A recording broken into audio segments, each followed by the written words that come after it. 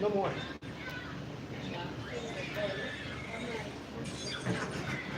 No, they are playing.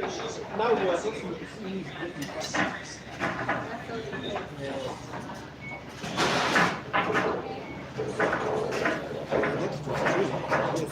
You have to. You take calls. Here. And you know what?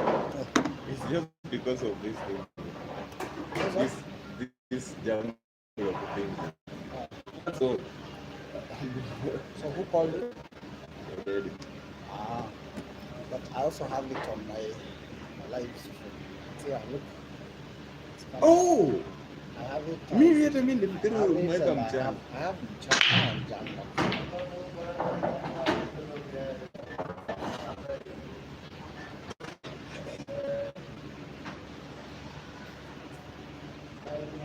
So it's there now.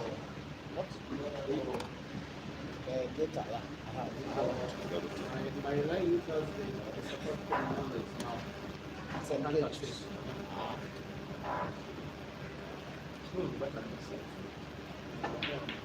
Have this on.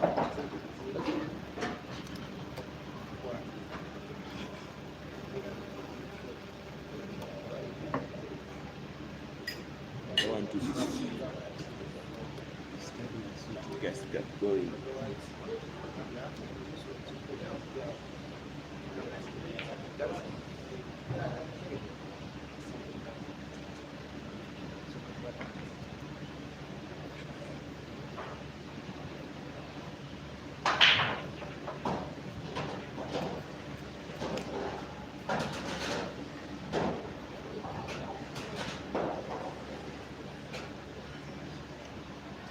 Bora nisikie. I don't think so. Sana stream simu yako. Pole. I can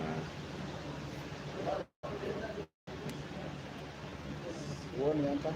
Oh, who are you seeing?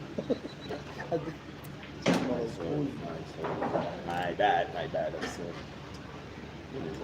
Let me search it for you. Hold on, Keke. Oh.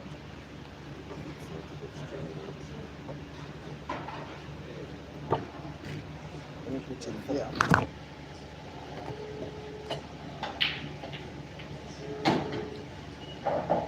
What's up?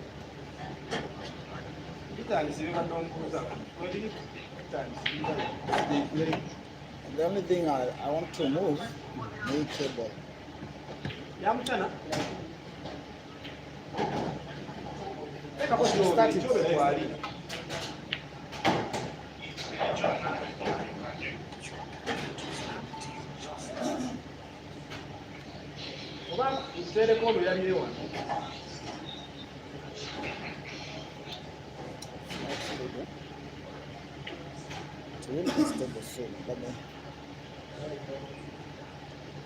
me just minimize usage of this phone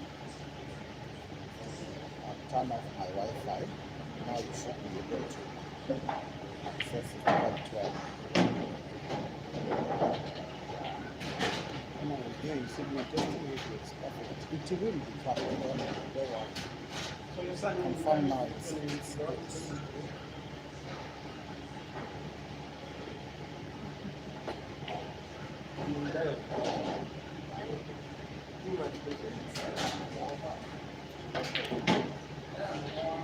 Guys, that's what makes it simple.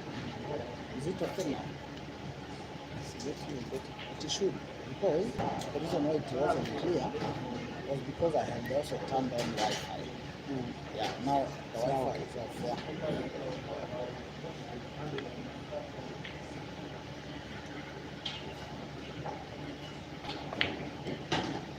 I guess we're good, right? We will just be something wrong with my charging port.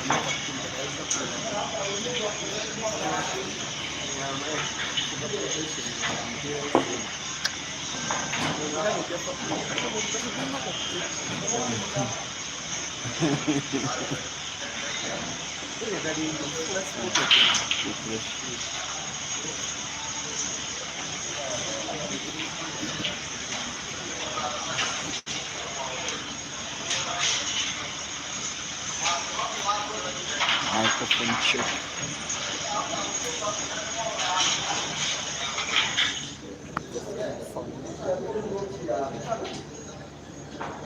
Testing sound.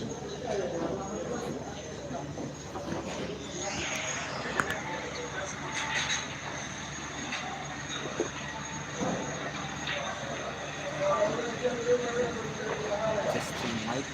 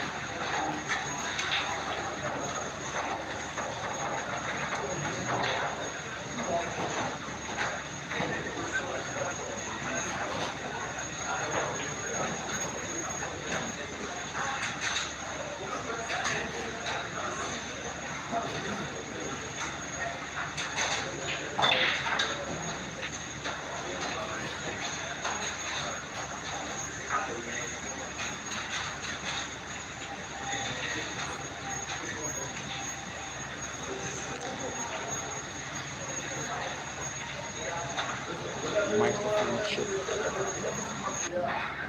Sound check. ISHMAEL check. WAGABA check.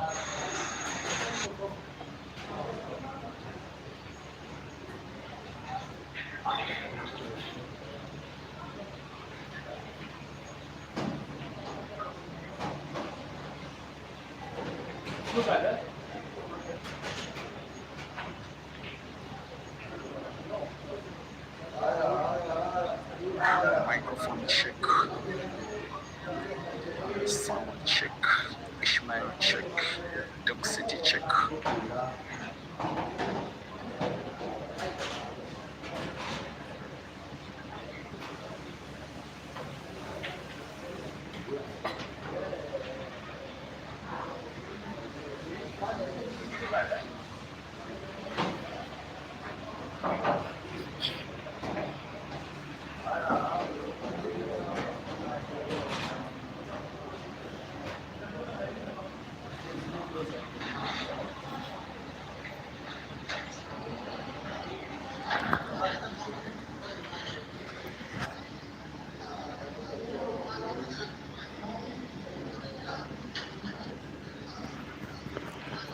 Microphone check.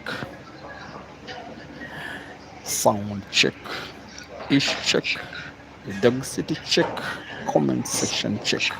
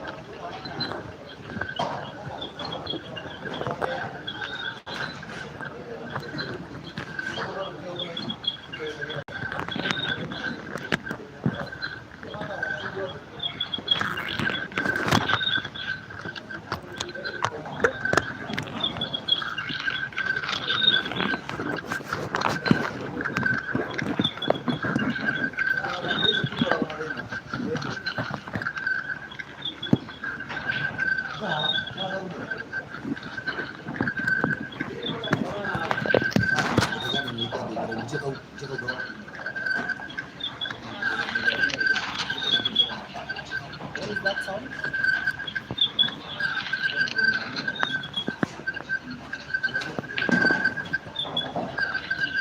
Mine.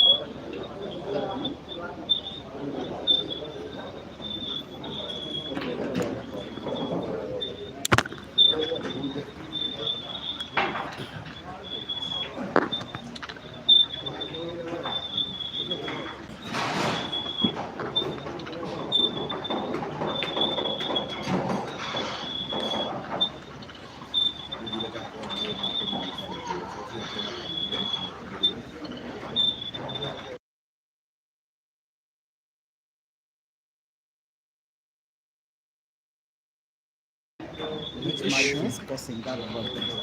No, it's because magnets. I think it's because of microphones being close to each other. It's the only way I can do this. You see, when this one comes closer here, that's when you can see. That's when you hear it. You move out. There's still the sound.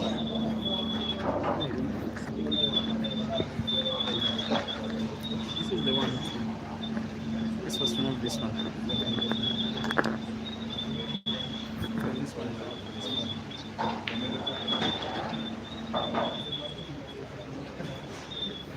Plug it out and back.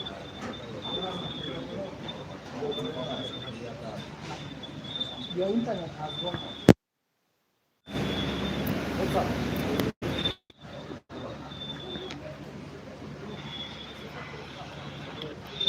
Check, check, check. Sound check. Check, check, check. Sound check. Check, check, check.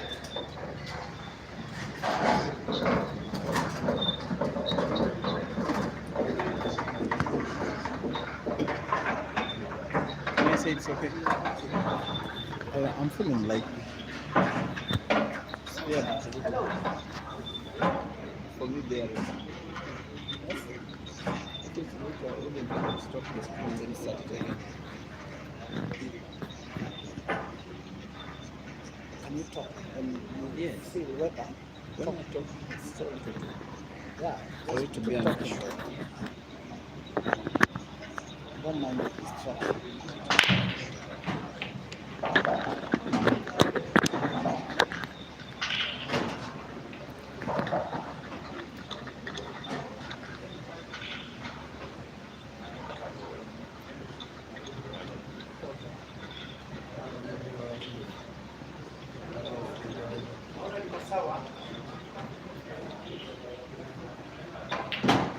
I think it's okay.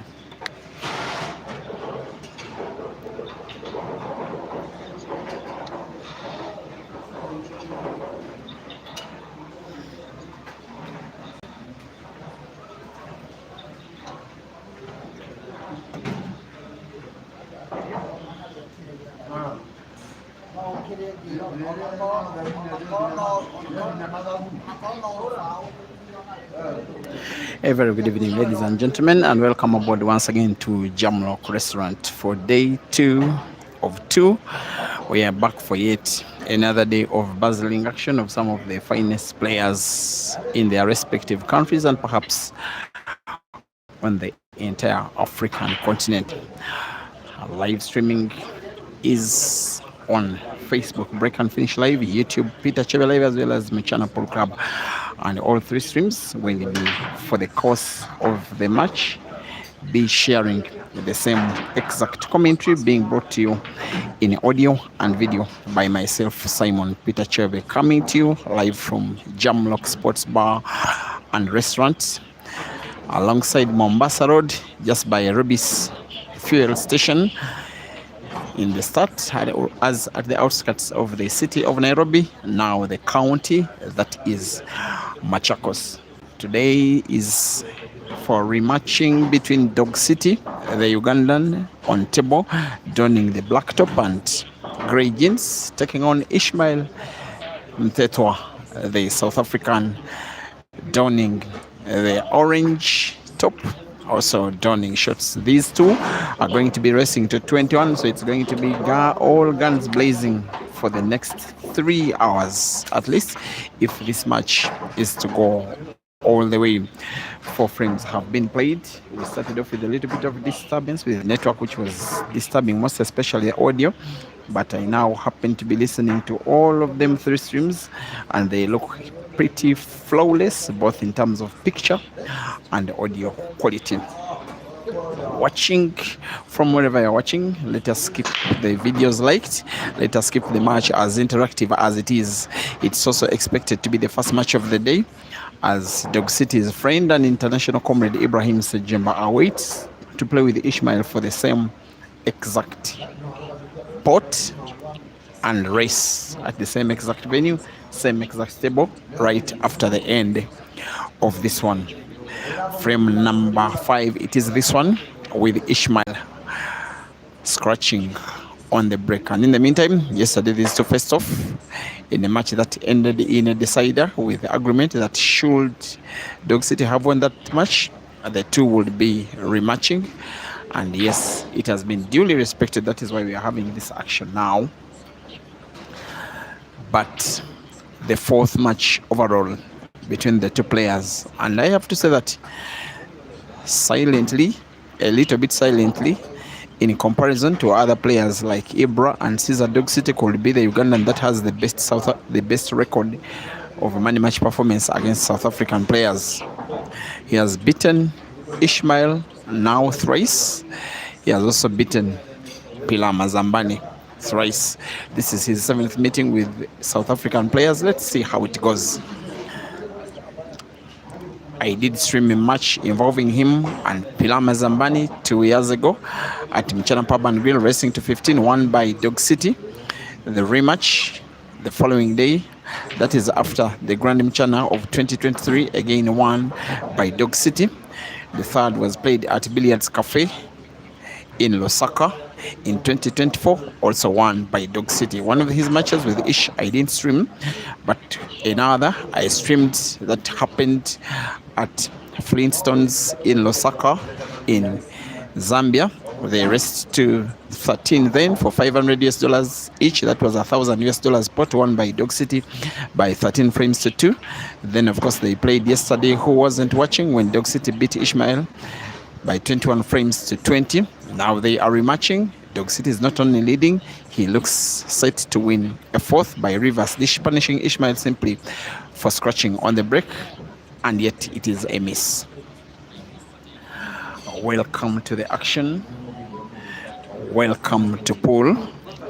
African style plus as ISHMAEL confirms the red was not frozen against the question and plays a very necessary snooker. You get a feeling, shouldn't Dog City come out of the angle? Shouldn't he find the black? Maybe play black only off the red to foul. In the process, he will most likely be losing the frame because ISHMAEL will perhaps need simply to play the red away as a free shot and then perhaps take the frame away. He wants to play the cue ball of 3 cushions.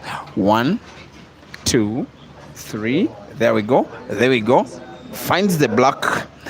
Almost got it sunk in what looks like a very well articulated and calculated move and knowledge of the angles of the table. Still 3 frames to 1. Still the Ugandan in the lead. Still racing to 21 against ISHMAEL. But there is space between black and the jaw of the corner pocket bottom left for ISHMAEL to pass his red. Direct or off the black, perhaps only off the black. Has to be careful. Off the black, displaces the black, pots the ball, and is going for victory.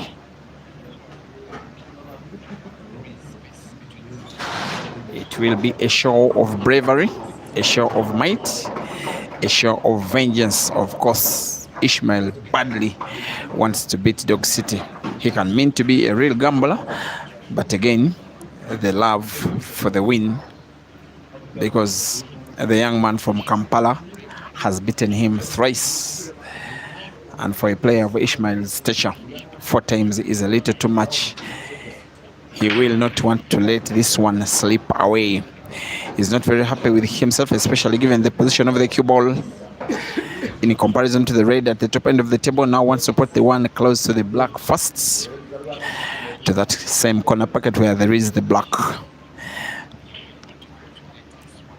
Maybe making up his mind that it is not the right choice anyways. Contemplating in between the 2 shots which one he should be playing next.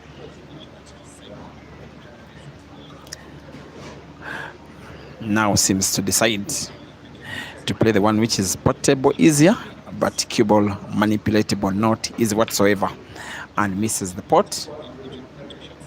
That one will go down as the second unforced error of the day from ISHMAEL, who is not playing anywhere near his best. He could be losing a 4th here. Likely for Dog City to cut it to the corner pocket bottom left. It's in. Where is the cue ball going?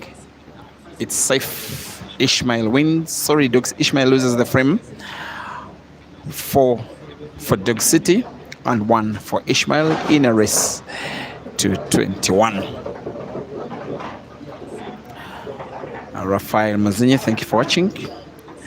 Namara Harris, thank you for being observant of the weight race more than the match itself. Let's say Gonga Khane uploading in the match. Christopher Jimmy, you say game over, not so. And Alan wins. Also, thank you for watching on the YouTube stream. If I can say hi to some of you that are watching on the Facebook stream, and not limited to Menega Eric, you're watching from Kigali in Rwanda. Clifford Bobby Hammer Jr., welcome to the stream. And where are you watching from? Truck Driver, you say that ISHMAEL is too small for Dog City. I don't agree with you whatsoever. Tally Joe Victorious, you say you can't wait for Ibrahim, all right. And say Isaac Mati, supporting Dog in the City. The Ugandan leads by 4 frames to 1, racing to 21. First time out of the day for ISHMAEL. When he does return, commentary shall resume. Thank you for watching. See you when Ishmael returns, and he returns.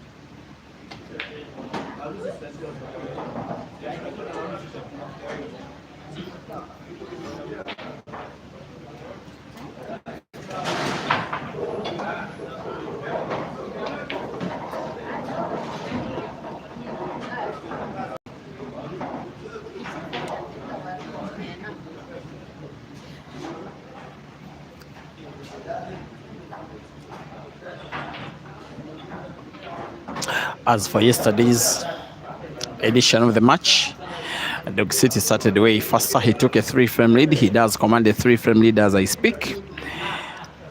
He was on course to winning another until he seemingly may have gotten snookered, at least partially. Has very little, if any, sight of the red. Ishmael, we want to inspect.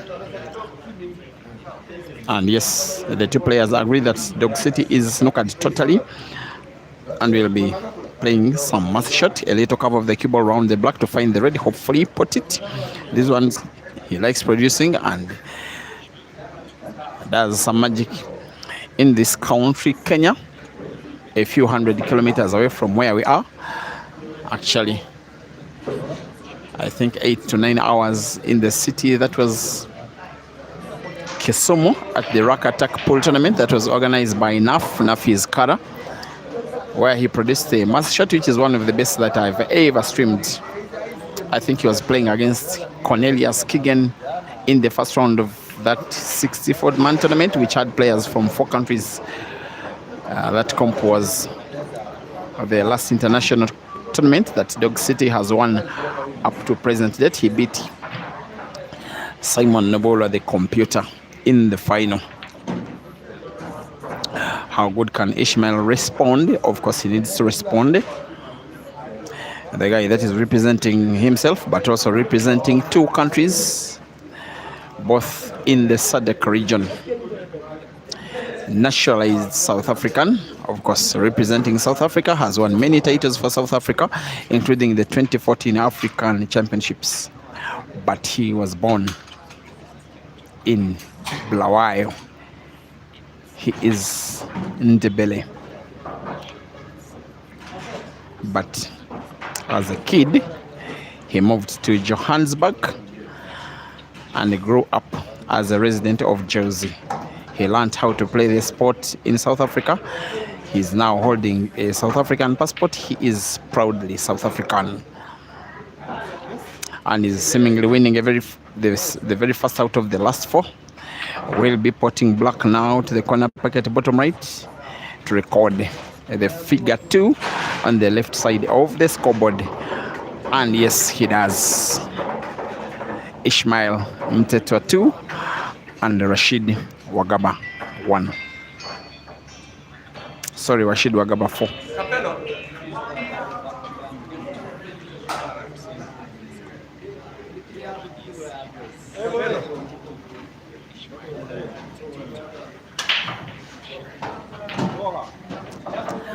And now I know that Naf is watching. Must be in Kisumu. So Naf, the Ugandan pool fraternity have a little complaint. They say you are Ugandan, you are not Kenyan. And on that you have a case to answer. The guy speaks Kiganda language more fluent than Swahili. Of course, he learned how to play the game in Uganda. He played for the team that is Capital Knight. Teammates then with Ibra Sejemba.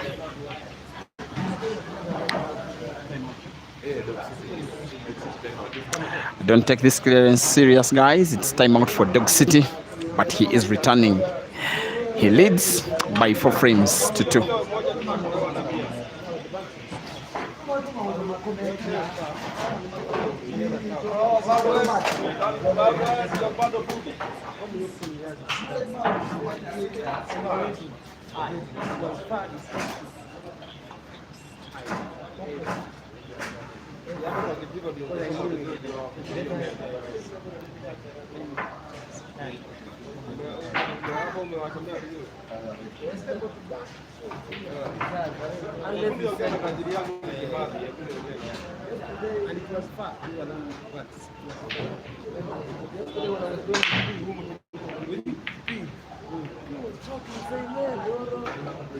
So, from where you're watching, what do you think has to happen to you to lose $1,000?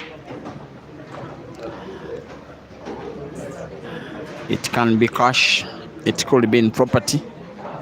For these pro pool players to lose $1,000, it is just about failing to win 21 frames before your opponent does. What can you do to gain $1,000? How hard will you work?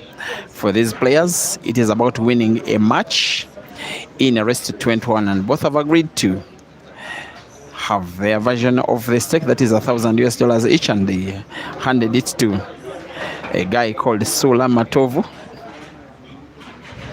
Big friends with both, Ugandan but resident in Nairobi, just as ISHMAEL. It was always going to be very likely that those two will become friends. They became renowned players at exactly just around the same time. And they have pretty much the same exact hobbies.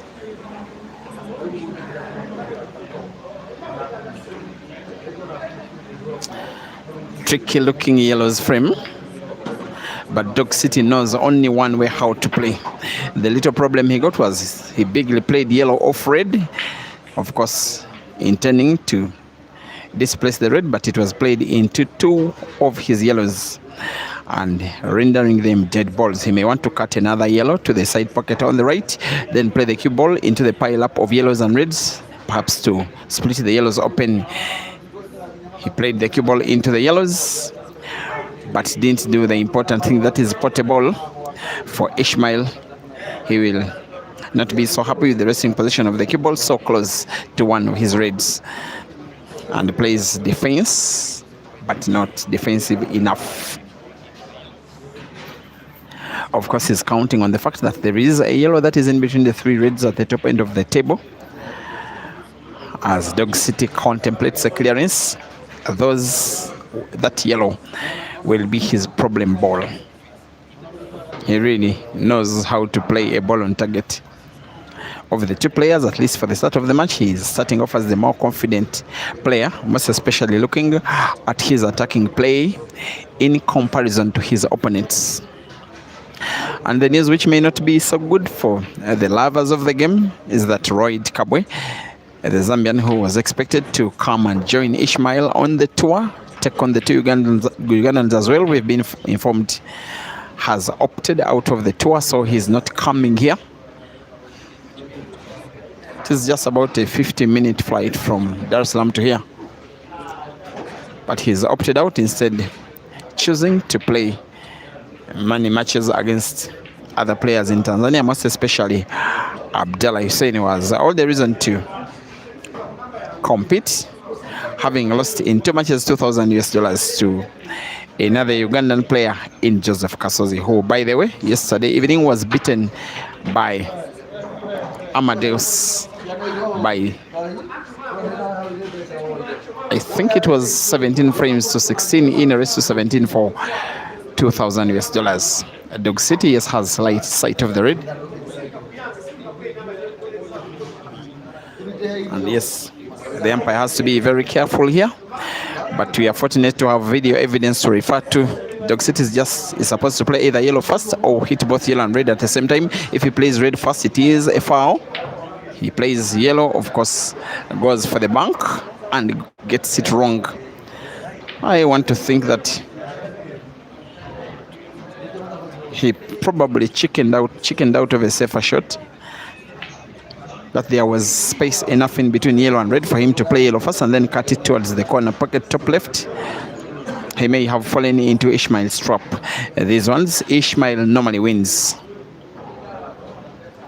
4 frames to 2. The Ugandan is in the lead in this race to 21. Keep me company, guys. After this, we shall then have ISHMAEL taking on Ibra Sejemba. He's the kind of player who never does let go, but for frame number 7, he seems to be letting go. Only once or twice in this match have we seen him play the kind of game he can. Outside of that, we are seeing failures in his clearances as well as scratches on the break, and yet he's taking on a very determined guy to beat him for the 4th time. Rashid Wagaba 5 and ISHMAEL MTHETHWA 2.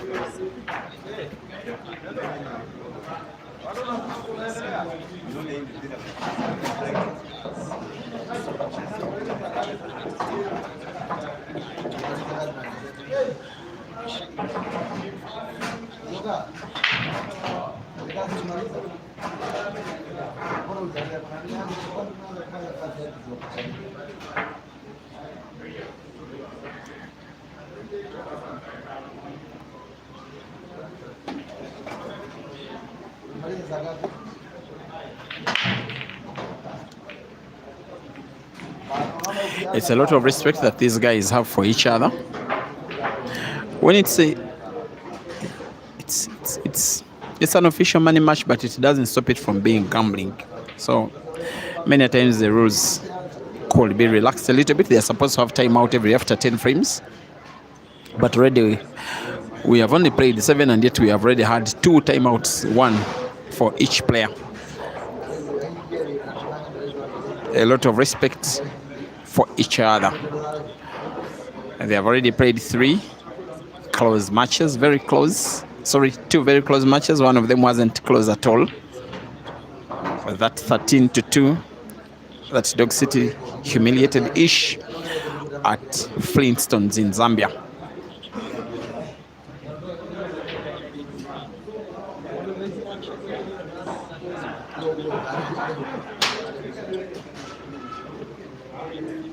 But Ish's record against Ugandan players is relatively good.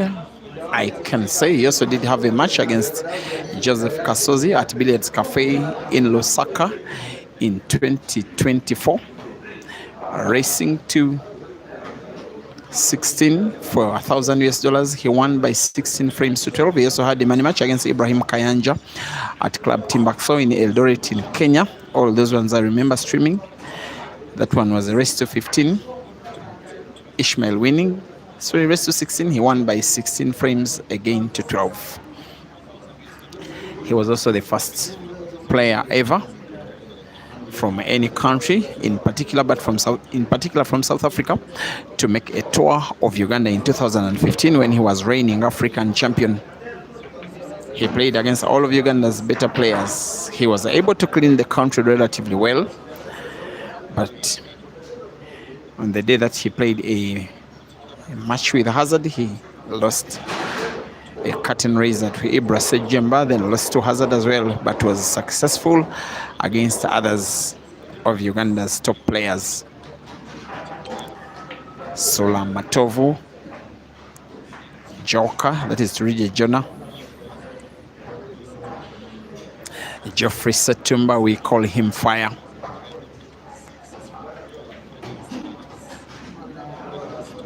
Amos, whom he beat in Nairobi.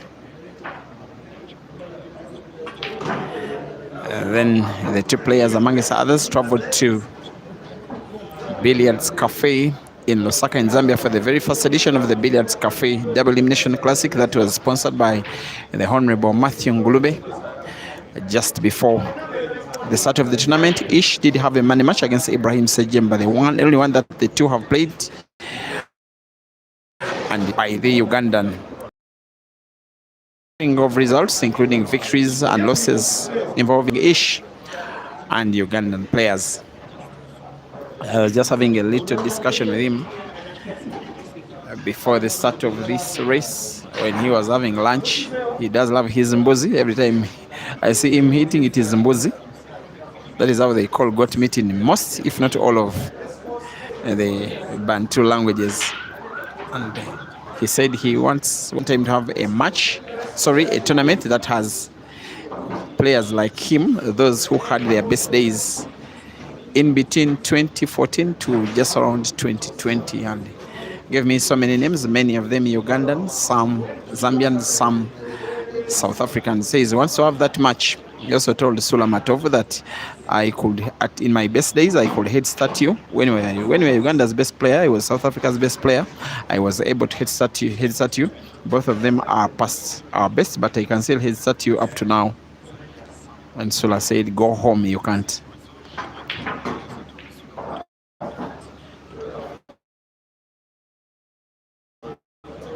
But this one is not a head starting match. It is starting pretty even. It could be won by Dog City. And the Ugandan is not only enjoying a 3-frame lead, he could increase his lead to 4. And the tally is going clearly higher. He's starting off as the more confident player and the more ready player. It looks like he had a better night of sleep. He also arrived at the venue early. He looks more prepared, more determined, maybe more hungry for the money, but that is only a good start. The day is so long, the race to 21 is so long, but at least for the start, the Ugandan is showing all signs that he's not here to be walking over. ISHMAEL 2 and Dog City 6 and race to 21.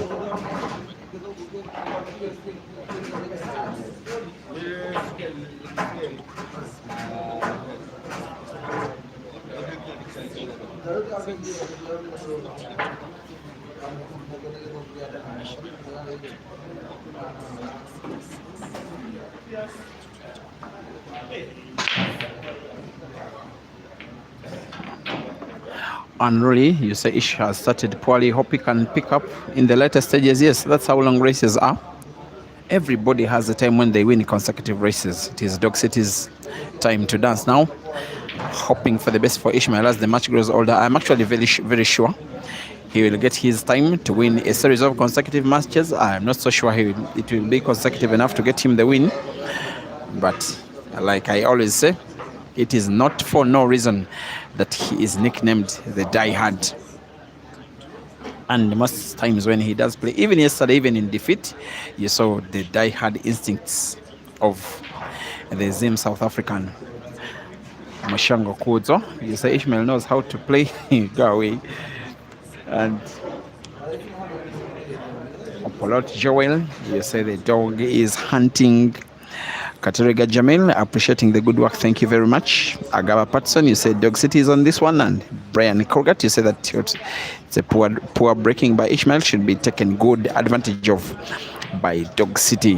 Masasi Zemeda, you say the composure and the accuracy of Dog City today is being unmatched, and you say that ISHMAEL may not survive again. Let's see how it goes. And now Nicodemus, you're asking where Joker did go. One of the greatest Ugandans ever to touch a cue stick. He's okay. He's living in Kampala. The last comp I streamed prior to today, he was even registered to participate, but He did not, because he gave me a call early in the morning saying that he was not feeling well enough. There's a good chance he could even be watching this one. Anyways, Higo Tiger, thank you for watching on the Facebook stream. You're supporting the dog in the city of Lusaka, Zambia. Of course, the Zambians, I guess, could be supporting Dog City. He has lived in Zambia for 2 years. He speaks Kinyanja language fluently. The People's Choice, you appreciate. Thank you for watching again on the Facebook stream, as is Anthony Egesa. You said Dog City made to walk for over 10 kilometers, or sorry, probably to watch him Majin Ngoma. You say if Dai had continues playing like this, he shouldn't even bother to play against Ibra. Guys, things don't exactly work out like that. A bad performance against one player doesn't mean that the same player will lose another match or will perform equally badly against another. I'm now remembering another match where Ishmael was beaten by a Ugandan, that is Ian Kazibwe, last year at Q Masters in Dar es Salaam, racing to 15 for $1,000 US. That one ended 15 frames to 10. How good can Dog City come on this one? Look at the two yellows. He wants to play one into the other.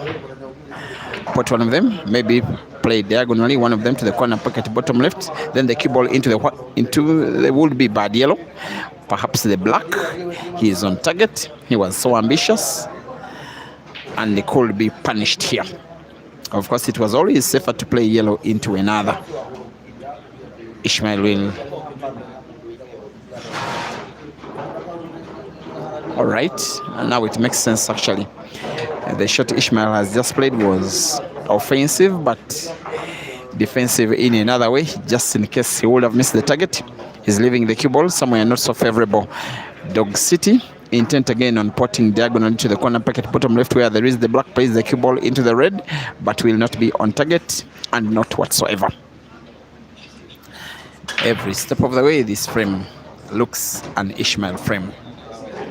For the red that is close to the white, if he's to play it now, maybe play it to the corner pocket where there is the black, but particularly play the red off the black to make an opening for the black.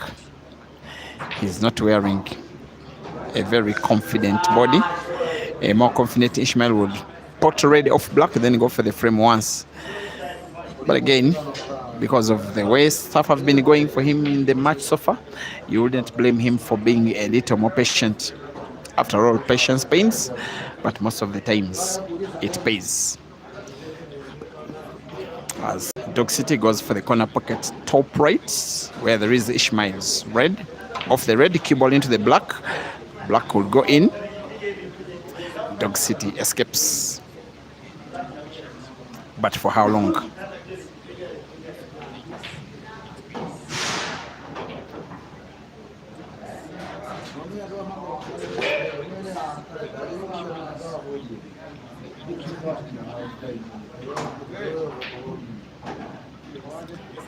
Just about anywhere between 25 to 30 people, most especially besides me, watching this match at the venue. They were actually asking both players and management, those who were watching in a few hundreds yesterday evening, that the matches start at about 7 p.m. such that everybody returns from work and finds all of the action in the two matches. And then the players decided otherwise. It also makes sense not to have live streaming up to about 2 to 3 a.m. It's always my wish that live streams end just about 10 or maybe latest 11 p.m. just for the sake of being orderly, and for players to rest well before action sometimes the following day. Benedict Blessings Matala, thank you for watching on Facebook stream, and Lucius Bailey on Facebook.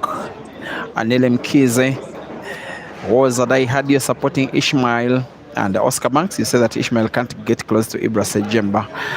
You say it will be money wasted, and I am not agreeing with you whatsoever. Patson Katerega, you are waving the Ugandan flag, definitely supporting Dog City Wycliffe. Kiplagat asking about the rest of the match, and Cliff, it is race to 21, the whole of a maximum of 41 frames to play if we are to take it all the way.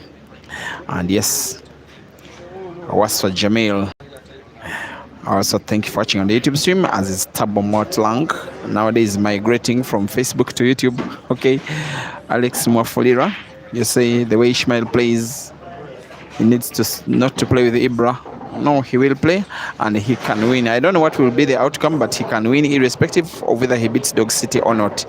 He can win against any other player. The only one that he surrendered to is Aiden. Here he is. That is the closest the cue ball can be to the red.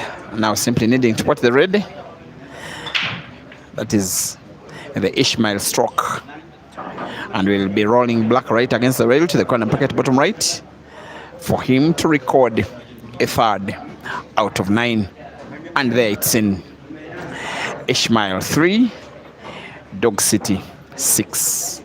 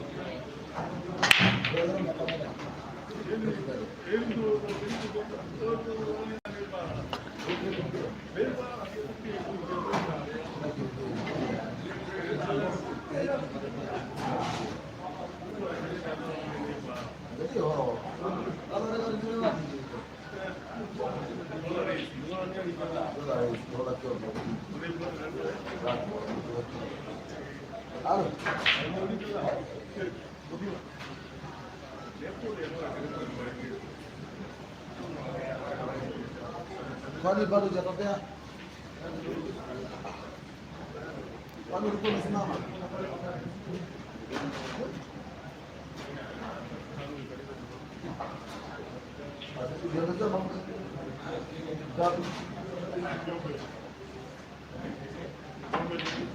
Hai. Maiki Kiswahili sio mingi. Maiki Kiswahili kidogo sana ya kupata chakula yote. All the time online. All the time.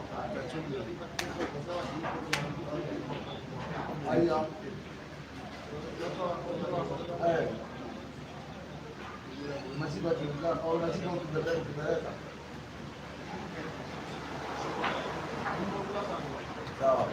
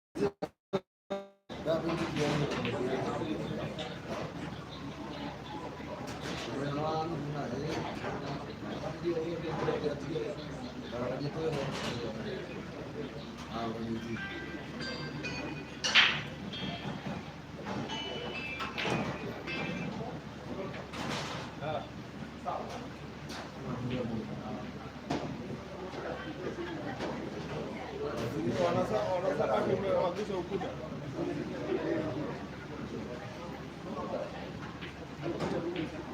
Sasa wanakuja kusema tunashusha ukuta.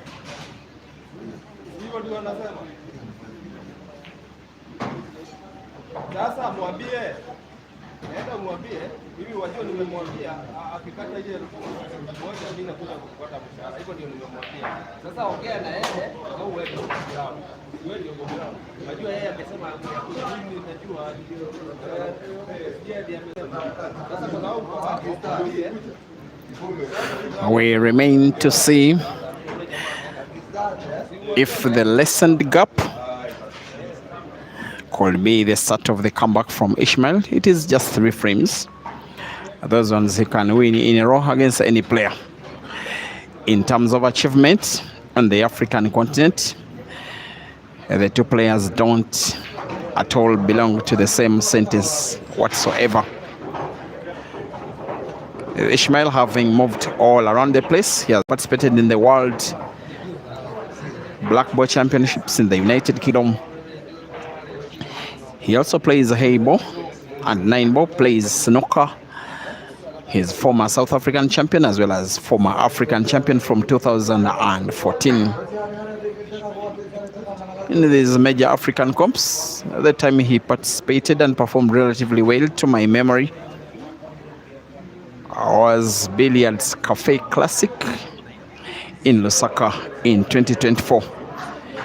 It was himself and 3 other South Africans in the semi-finals. The winner, Aiden, then 2 lives.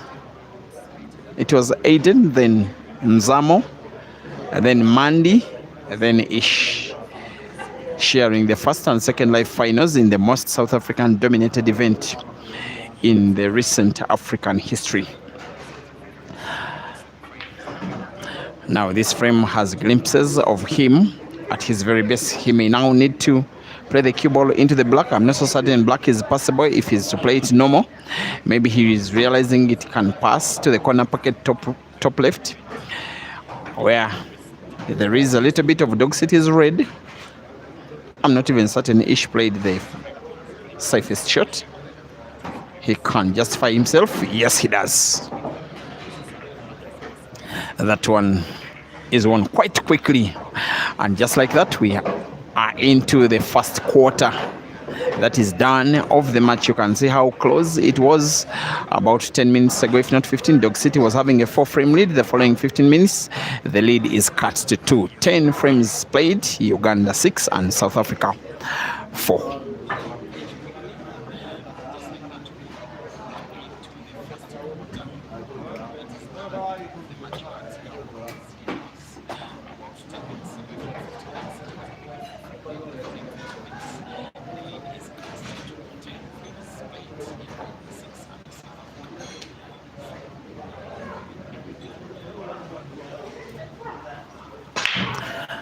Big break this one is.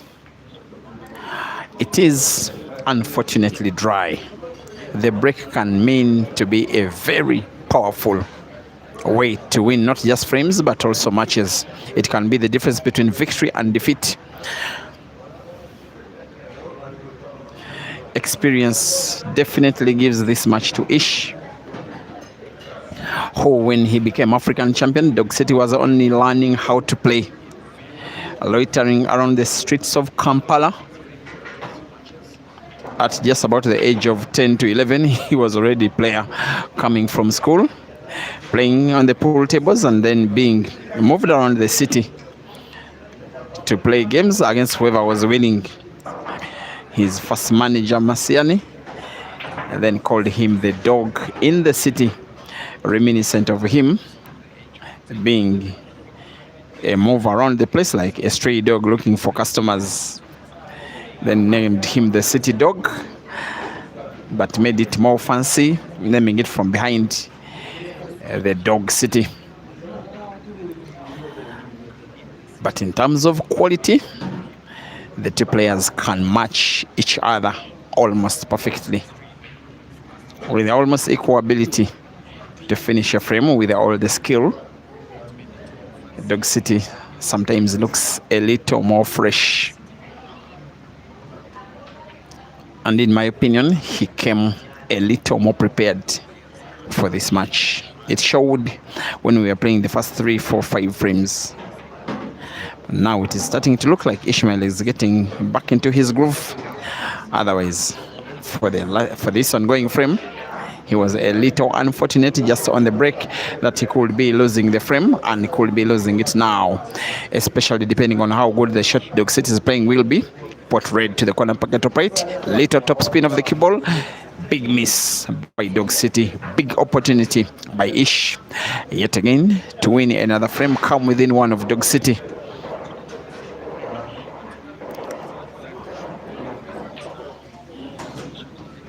There we are. Pretty open yellows frame, just not to consider the yellow that is at the top end of the table, almost frozen against the cushion. Count that out and have a very neatly finishable frame by MTHETHWA.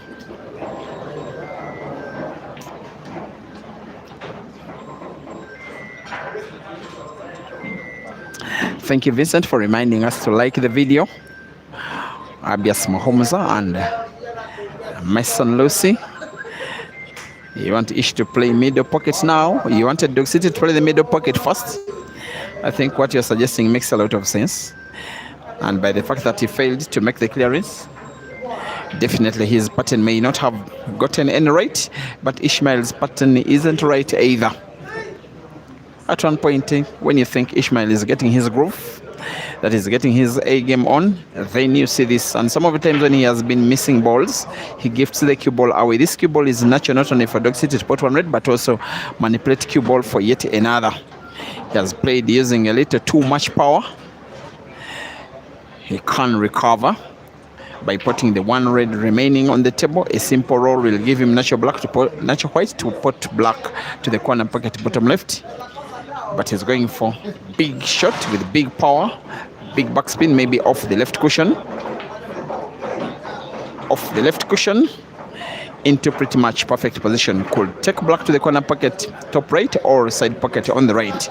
Seemingly going now for the corner pocket where he potted the previous red and sinks the black. Instead, it is a miss, and a very big miss in frame number 11, which has been played at the poorest level from both players of all. ISHMAEL is already gearing himself up, saying, come on, ISHMAEL. Wanting to use these opportunities, which don't come all the time. When you are about to lose the frame, then you put yourself on the verges of winning the same frame. He's going for it. He's going for gold. Also tempting for him to play some kind of safety, which would be understandable. He could play snooker, he could play bank on any other day. The best gambling shot could be just to hide the cue ball behind one of the yellows and snooker Dog City. The black frozen against the cushion, but again, don't make it easy for him even to have any sight of it. But ISHMAEL doesn't want to know. His intent on going for the frame and going for it now. Here comes the South African. His idea is to put the yellow that is close to the black first, but cue ball is so close to the cushion for him to play that shot with ease. He has to change his mind, has to put the one that is close to the corner pocket bottom right, then bounce the cue ball off 2 or 3 cushions, move the white back pretty much to just around the same area it is, but not close to the cushion. Like the natural movement of the white, if he plays the yellow close to the right corner pocket and the bottom moves towards the bottom corner pocket all the way leftwards, as now he changes his mind, he could as well choose to play the cue ball into the black. That could be so ambitious. I don't know what is happening. There are so many misses in this frame from both of the players.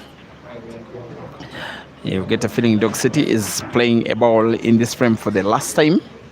He's choosing to go the arrogant way, try to play the black off the cushion. That is so almost unthinkable. Of course, it is possible, but How many times out of 10 will you produce a shot with that kind of accuracy? He has to try a very sharp cut on the left, try pot black to the corner pocket, bottom right. But it has to be a very sharp cut. He misses the cut. And pots the cue ball. Scratch by Dog City. Advantage. ISHMAEL. He will set the black for a free shot and then hopefully pot the 2 yellows, win the frame, and come within one of Dog City for the very first time since frame number 1. By simply potting the yellow ball he's looking at, you will assume him a winner of the frame. And he does. And the rest is a formality.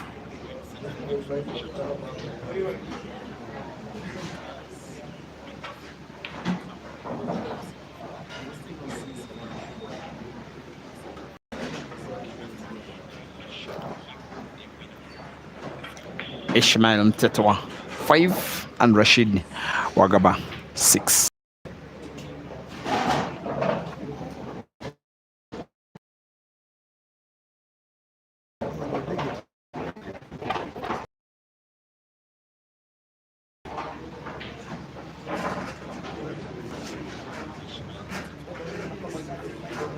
Yeah, I have some reservations, but I was speaking to Jason. I have to start with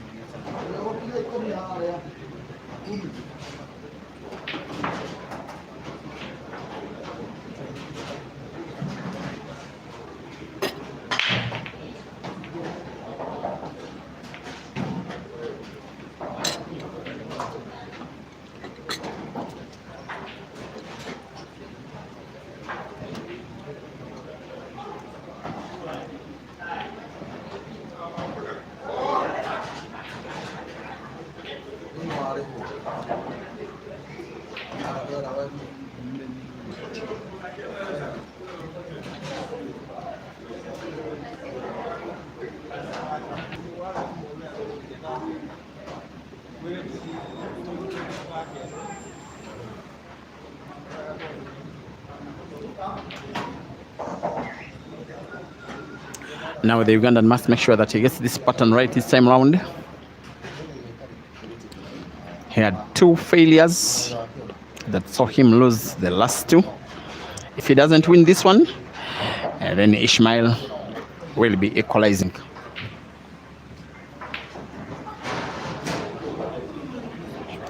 Jamlock Sports Arena, our location.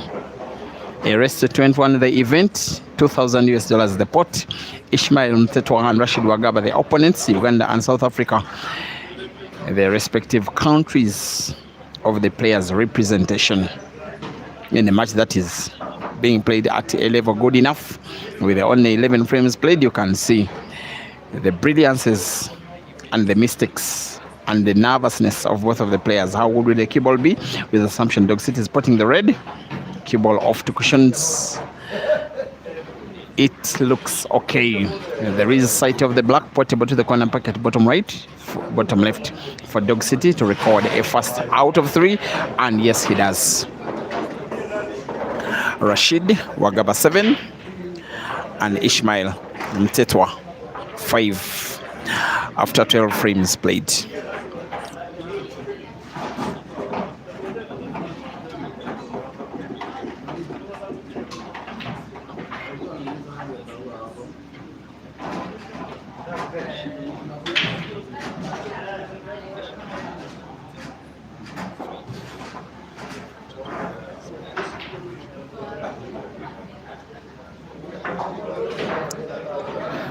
Combined both on Facebook and YouTube.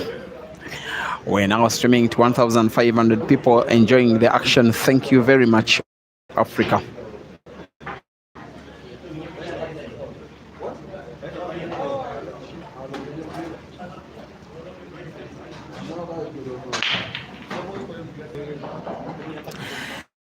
Slamini, thank you for watching on the Facebook stream. Simba Rashid Angonda. You're asking who is claiming that Dog City can beat Maluva? Well. How many matches have we had between the two?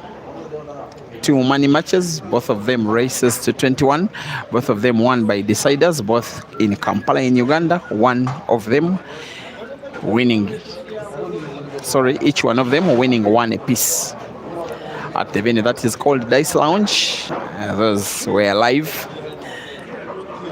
I think that was 2024. Jackson Chundu in Zambia, thank you for watching on the Facebook stream. And Jonathan, you were asking what happened the last time they played in UG. I think I have answered that one. Fishy, you were saying ISHMAEL was once there in Mashingo for a tournament that was won by Eshka. Hopefully, we are not referring to the one that was organized last in Mashingo, which was won by Eshka, where I was for some streaming. There was no ISHMAEL, maybe perhaps 2024. Hope Franklin, thank you for watching. And Hassan Hamandwana, you are pulling Maluva's leg. Maluva is the top guy, he will beat your player. Stop jacking. Milton Soke, thank you for watching. And Chiswell Mashele, you say Mandy Mente can kill this Dog City any day, anywhere. Mandy is a top player. It's just that he doesn't play money matches most of the time, but quite a decent tournament player. He was in the semi-finals at Billiards Cafe in Lusaka 2024, then reached the quarterfinals at Q Masters in Dar es Salaam last year 2025. Since then, he's been missing in action, most especially in the singles. Nikki DJ, you're asking where Caesar is. Caesar is home, but he's planning ahead for the European Ultimate Pool Championships, where he should be traveling to the Bolton in the United Kingdom in maybe the next 10 days or so, pending confirmation of dates. Apiwe Morena, thank you for watching. And Marol Chikondo Virus, you say Maluva can beat any big South African player. I love the beef between the Zims and the South Africans, the SADC beef. Paul Billiards, you say ISHMAEL started down yesterday, same as today. All right, let's see how good it goes. And Titus Odiambo is asking if Fikoti can land in Kenya now that the Zims misbehaved.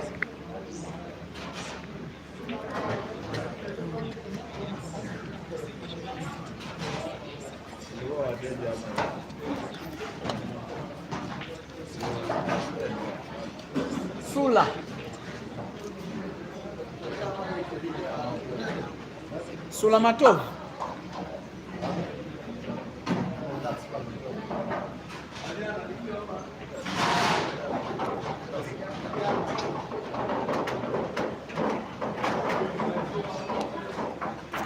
Tobat Nasib, thank you for watching on Facebook. Ringo Pool Arena. You guys, why are you disturbing my Maluva?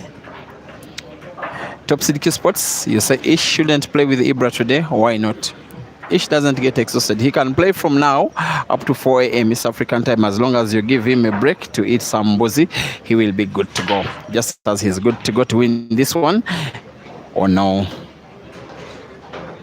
Sometimes these guys have been playing well, sometimes not so well enough. That is about the fourth time from each of the players that a very unexpected ball is missed. And should ISHMAEL lose this frame, should it be a very narrow defeat, he will have moments like those to look back and ponder with all of the mighty experience of the former African champion in a match with $2,000 at stake.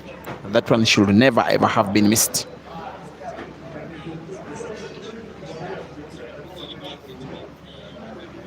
And today, whoever wins, I will have to take a photo of them with their money, such that you guys can admire.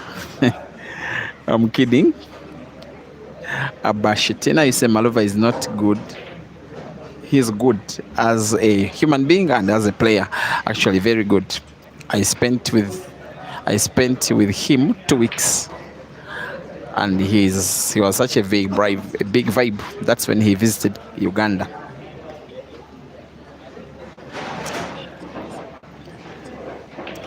Sfiso Sindani, you say you are always watching Break and Finish. Thank you for watching. And you say you are supporting Ishmael. I wish you good luck, my brother. So I wish Ishmael good luck.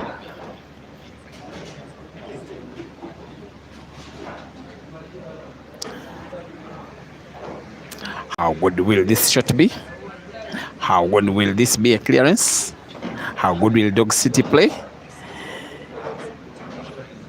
It has moved just a little too much. He will have to need some kind of recovery. Pot red to the corner pocket, bottom left, then bounce the cable off the right cushion and move it again leftwards.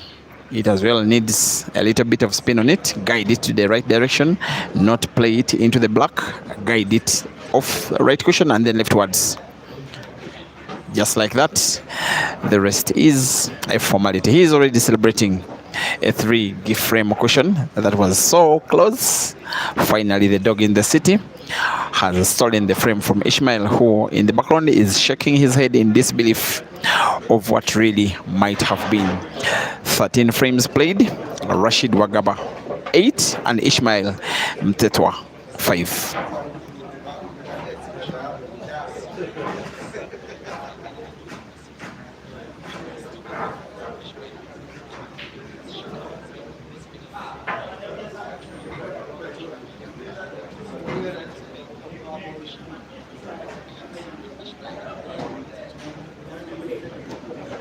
And you say you will ask for 6 head start in a race to 21 if Dog City, you say, comes to Zaribas.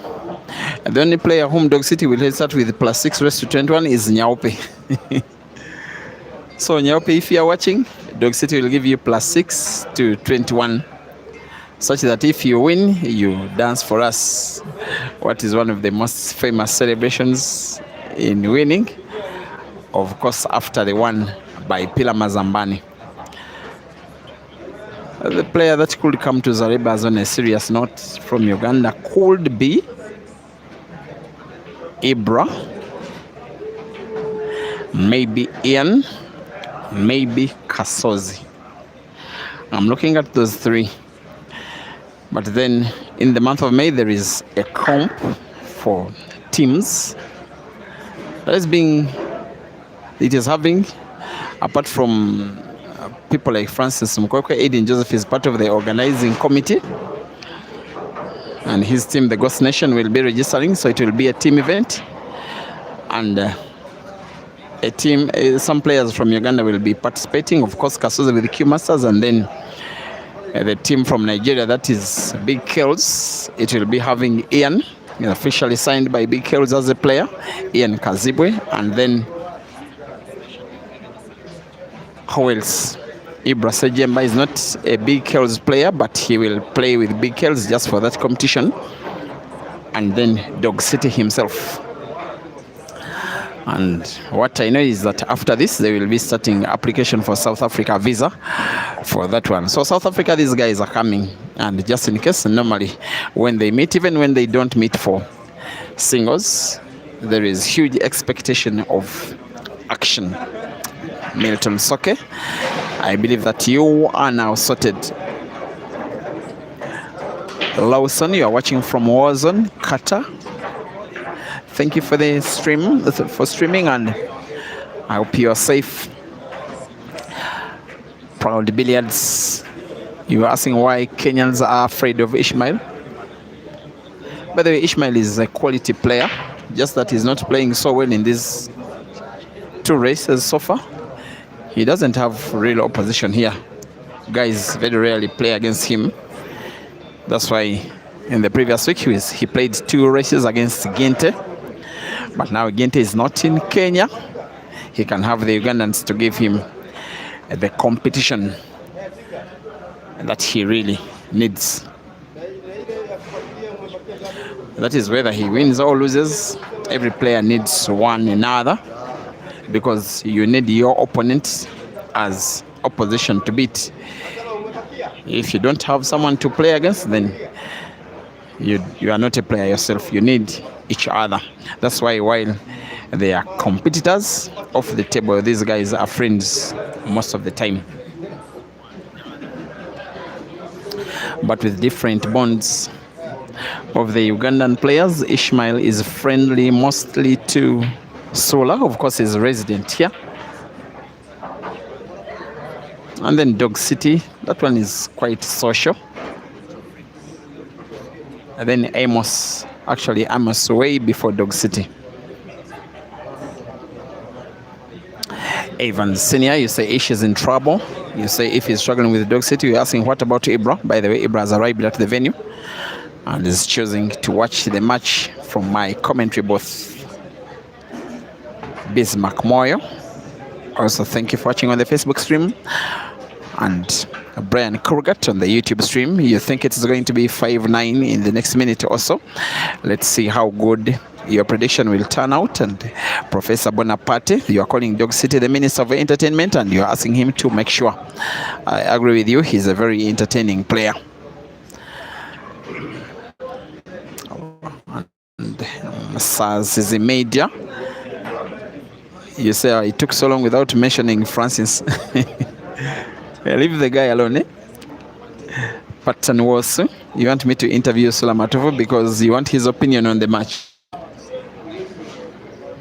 Sula has just briefly walked away from the venue. For whatever reason, while here, he's at home. Now there is a very tempting shot for Dog City. Combination shot, play yellow into red, put both yellow and red to the same corner pocket bottom left. If he gets the shot right, there is every reason to believe that he will be winning the frame in the current visit of the table. But it is a little too risky,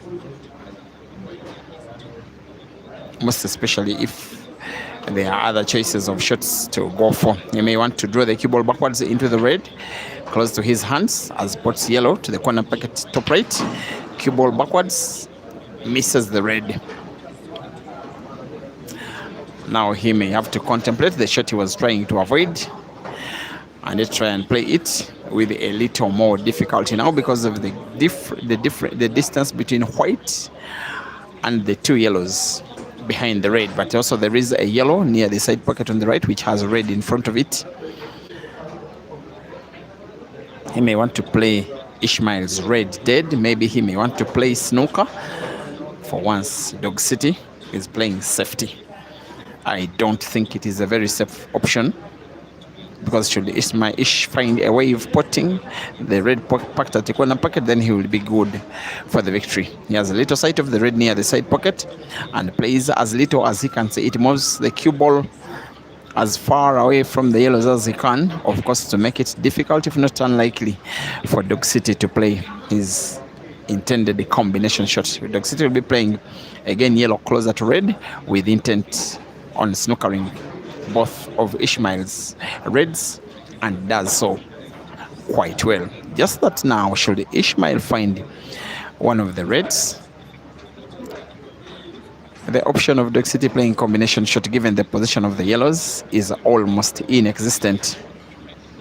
Snookered is Ishmael. In agreement is Dog City, having now to play red, but play it off the cushion, off the top cushion into the red, maybe off black to put red to the side pocket on the right, off cushion into the red, almost spotted the cue ball, but survives. Now, even Dog City being Dog City, he's in trouble for this frame and will want perhaps to play another safety. Another chance given to Ishmael to play will most likely be a chance for Ishmael to win the frame. 13 frames down, 8 frames to 5. The Ugandan leading.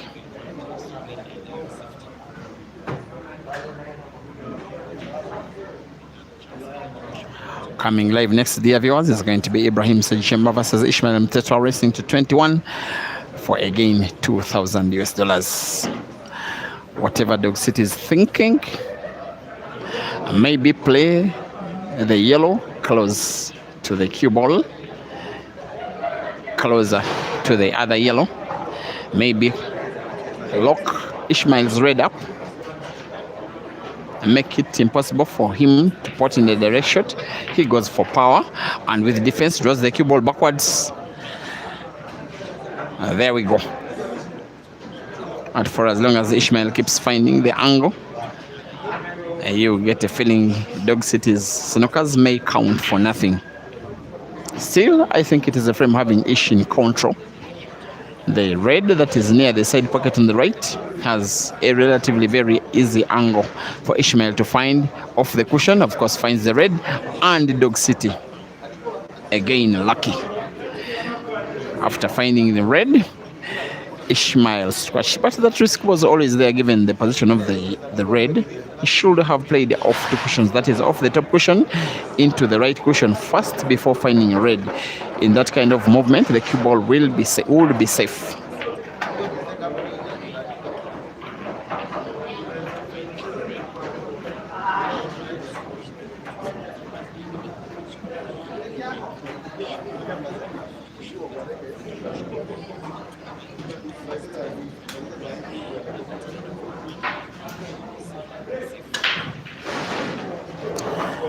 There we go. It could be a 2-frame cushion for the second time in the match. Sorry, a 4-frame cushion. It was the case when Dog City led after 5 frames by 4 frames to 1. It could return this time round after 14 frames, as the dog in the city will be potting black to one of the corner pockets, top right or top left. Most likely the top right. As long as ISHMAEL's red doesn't affect the movement of the black. He will, however, choose the top left cushion because of the presence of the red at the top right end of the table. He goes top left. He needs the right cut of the black. He's not confident for whatever reason. Should be easy. Potting balls is his business after all. Of course, the ball has some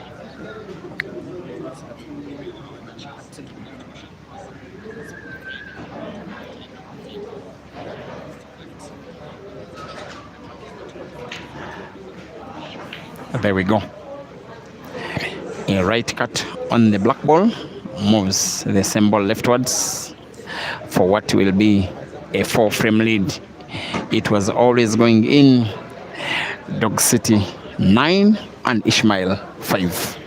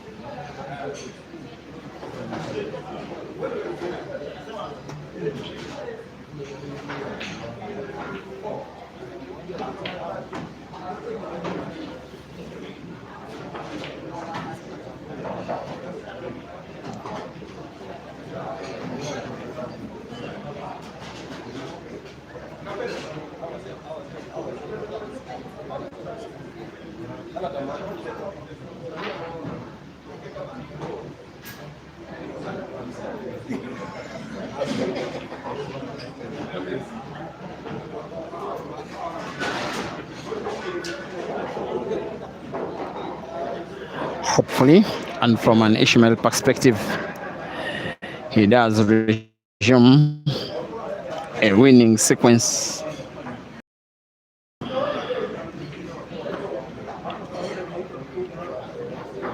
Of course, it's still a lot of pool to play, not just today, but during this ongoing match.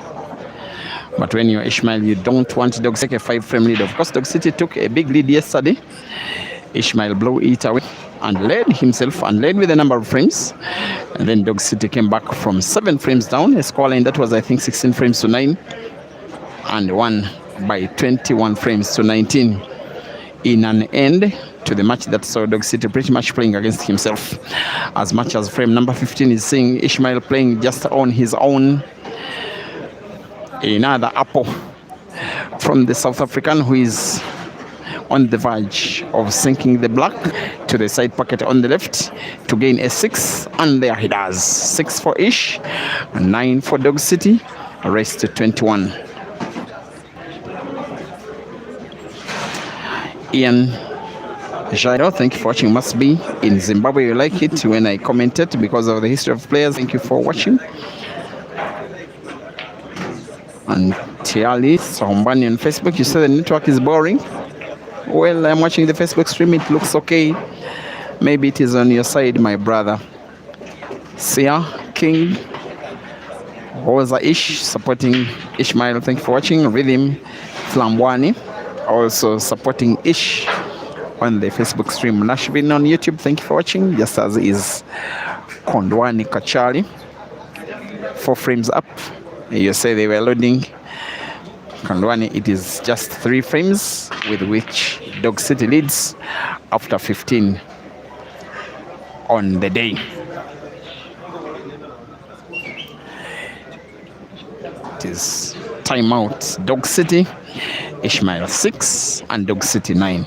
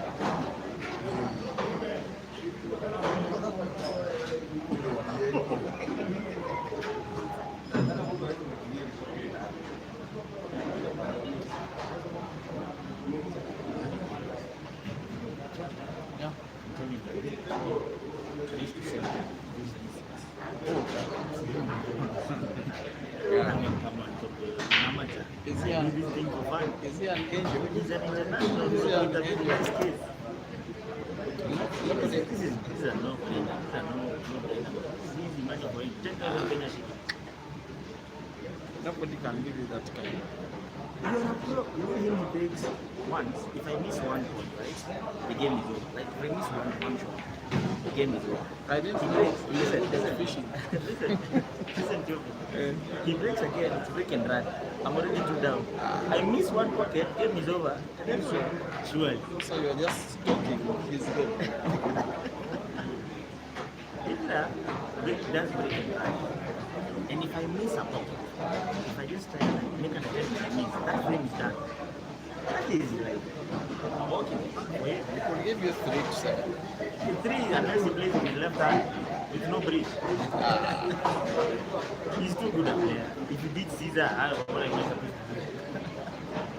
Someone who beat Caesar in the same combo, double life, last week, what am I supposed to do?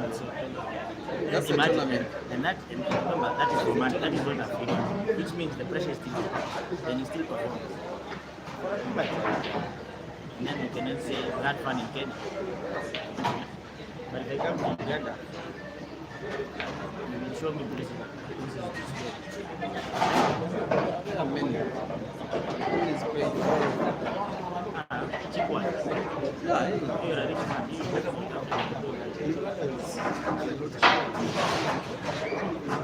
for drinks, are we talking drinks? everything.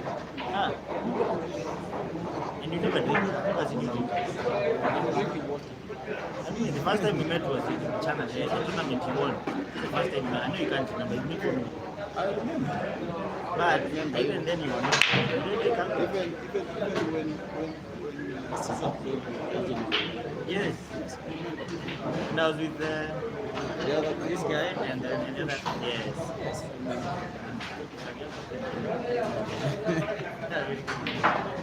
But you didn't take alcohol.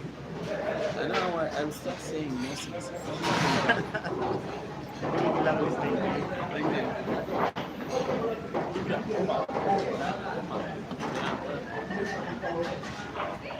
Come.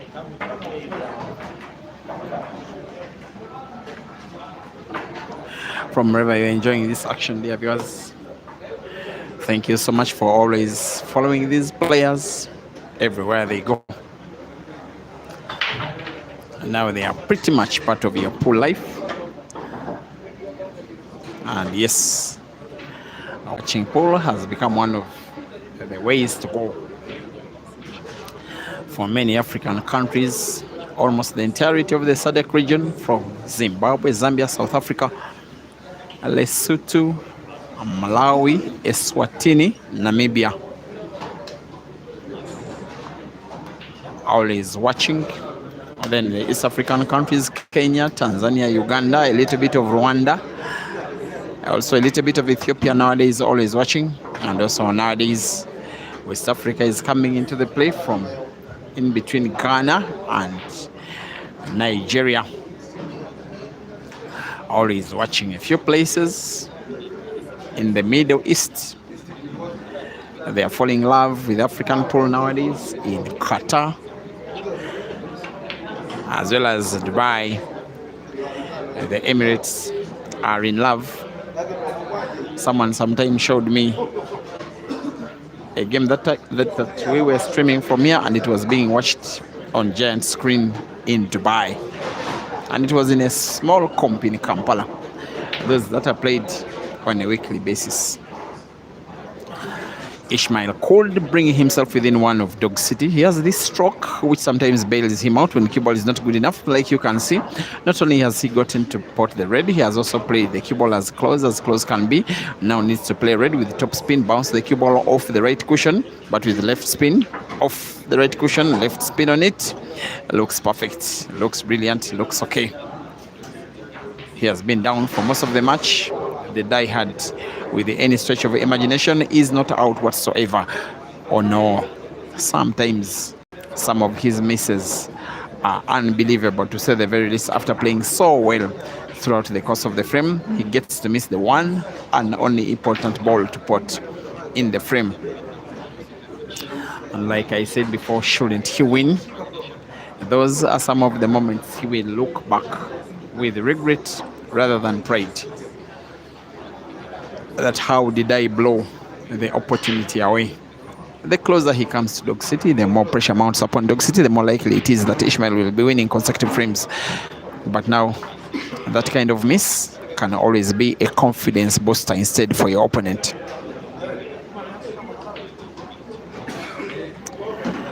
And both players always play with offense, but for Dog City, it's even more. Very seldom does he play safeties unless it is absolutely necessary. As long as there is an opportunity to play with offense, he will always go for the frame. Even a frame looking as, in quotes, bad as the yellows, he sees a way of finishing it with his current visit of the table, wanting to put yellow to the side pocket with backspin. See how backwards the cue ball is moving. Pretty perfect for the yellow. That is the would be bad of the two. Wants to put it to the corner pocket upright with backspin, but cue ball has to bounce off the right cushion just to be in space. Doesn't even have to spin it backwards. And he misses. That corner pocket upright has been a problem pocket for both of these players almost throughout the course of the race.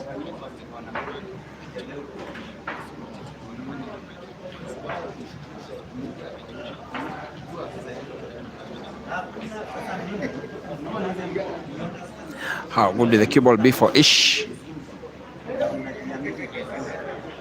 Probably good enough for Dog City. Recovery is finding a way to put the yellow at the corner pocket of left. It is perhaps potable. Has a white ball bouncing off two cushions. 1, 2, moving close to the last yellow on the table. But so close, but so fortunate at the end of the day. His intention was to put that yellow to the corner pocket bottom right. He's instead taking it to the bottom left, sorry, but with pretty much the same exact end result. He's stealing the frame away from Ish, who came so close to winning. But when he missed the block, he realized he was not close enough, and Dog City now extends his lead. It is Rashid, WAGABA 10 in double figures for the first time, and ISHMAEL MTHETHWA 7.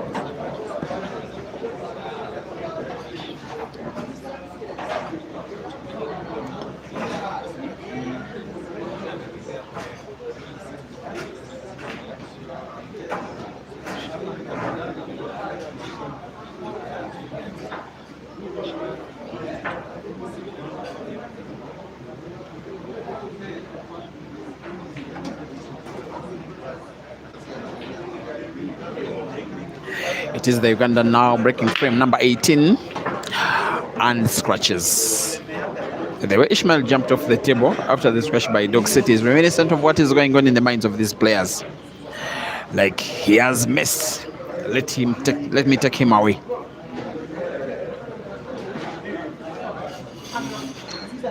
The biggest lead that Dog City has enjoyed, because he has been leading most especially almost throughout the match, has been a lead of 4. He's now on a lead of 3. We'll need ISHMAEL to ponder to misuse this chance if he's to regain a 4-frame lead. Otherwise, highly likely the lead is going to be cut to 2. As for the official, Ish will be playing the will be bad of the 7 yellows on the table and puts it. Remember, this leaves the table open. I'm even not so certain whether he's going for the yellows or the reds.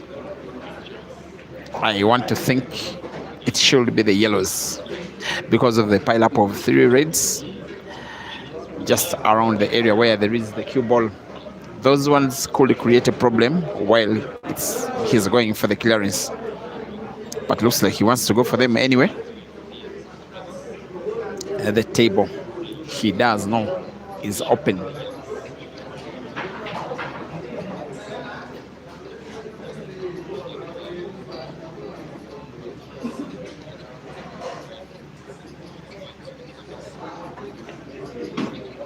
He does close the table ish.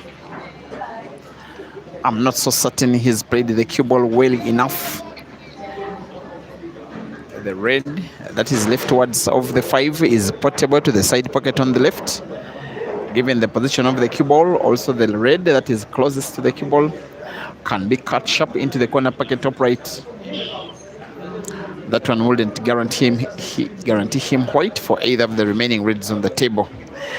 He made it a little bit difficult for himself, ISHMAEL, by choosing to play the reds, which I think was a suspect decision. The yellows, just look at them in comparison to the reds. Definitely positioned a little better.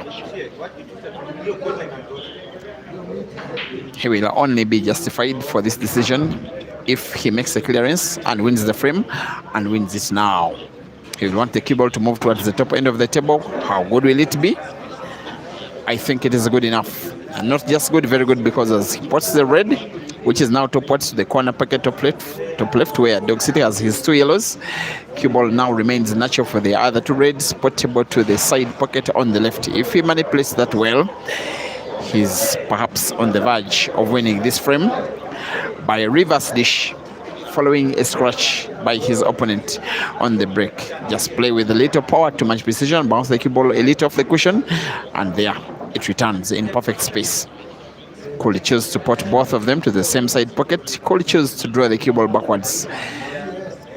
Could choose top spin, cue ball falling one red a little bit. The other red portable to the corner pocket top left. It is top right, sorry. All he needs is to port and maintain sight of the black. A backspin will do. Off the left cushion, back in perfect space. The rest is a formality.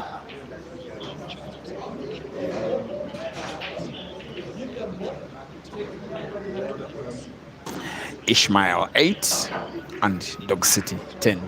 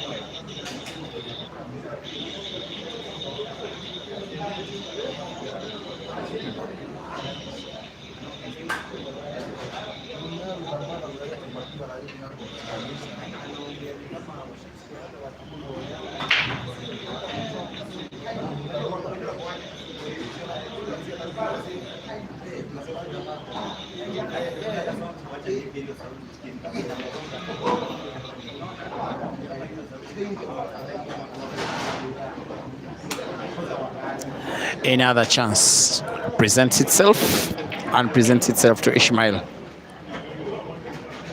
Even bigger this time round. It's just that for some of the time he has been getting opportunities like this, but hasn't for the course of the match utilized them well enough to his advantage.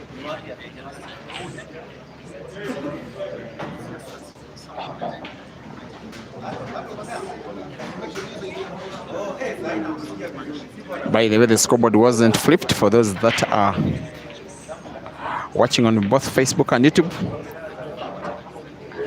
And the score for Ishmael is now 8-7. At least we have the benefit of you that are way over 1,000 witnessing not just the shots but also the running scores.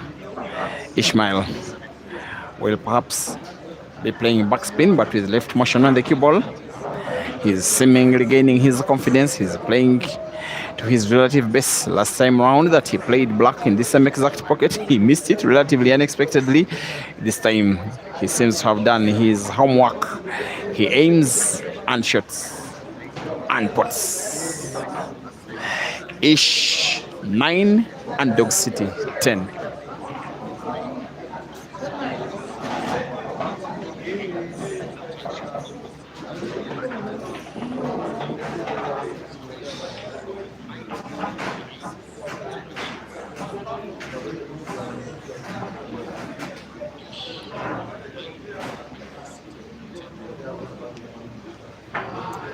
Finally, Ishmael takes good care of the scoreboard and flips it twice, and rightly so, in his favor. If Dog City doesn't win this frame, it will be halftime with scores now level, as he has been for the first time outplayed for the last 25 minutes, himself losing 4 frames in a row.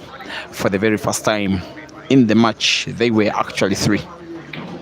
And the fourth could see him facing an equalizing frame for the very first time actually since before the start of the match. That was the last time when the scores were level, and that was before it started when it was 0-0. And the Dog in the City is playing the Reds. He needs to gain back the confidence. He needs to win a frame in a way that plays Ishmael out of confidence. And to make it worse for Ishmael, Dog City's friend and international teammate Ibra is now walking around the arena as if showing off that should you win, I am ready for revenge. Ishmael MTHETHWA versus Ibrahim Sejemba coming up right after the match between Ishmael and Dog City. Irrespective of the result, he will want Ishmael to win this match, not only to become $2,000 richer, but also for it to act as a confidence booster before taking on an opponent that makes it even harder. That is Ibra. Now Dog City will want to play backspin, perhaps the cue ball into the Reds or the yellow closest to the 2 Reds. He plays the cue ball off the cushion. The intention was into the Reds. He may have gotten himself snookered at least partially. He seems to have little sight of one of the Reds, the one that is leftwards of the 2. He as well could have himself snookered. We'll want to make a second observation. I don't think he can put the red close to the cue ball anywhere. He may want to play it maybe into one of the yellows, maybe into the black plate of the black into the corner pocket bottom left. But that is quite difficult. May simply want to play some kind of bank with defense in mind. That one will go down as a relative effective shot for the fact that he has made it a little difficult for Ishmael to put a ball, and he has set his own red in the same shot. 9 frames to 10, it is the Ugandan Dog City leading, but now leading only narrowly. Ishmael responds by playing defense, hiding the cue ball just behind the red. Dog City is snookered totally.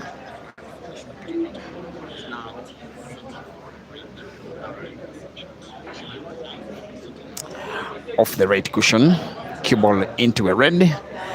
At least he doesn't foul.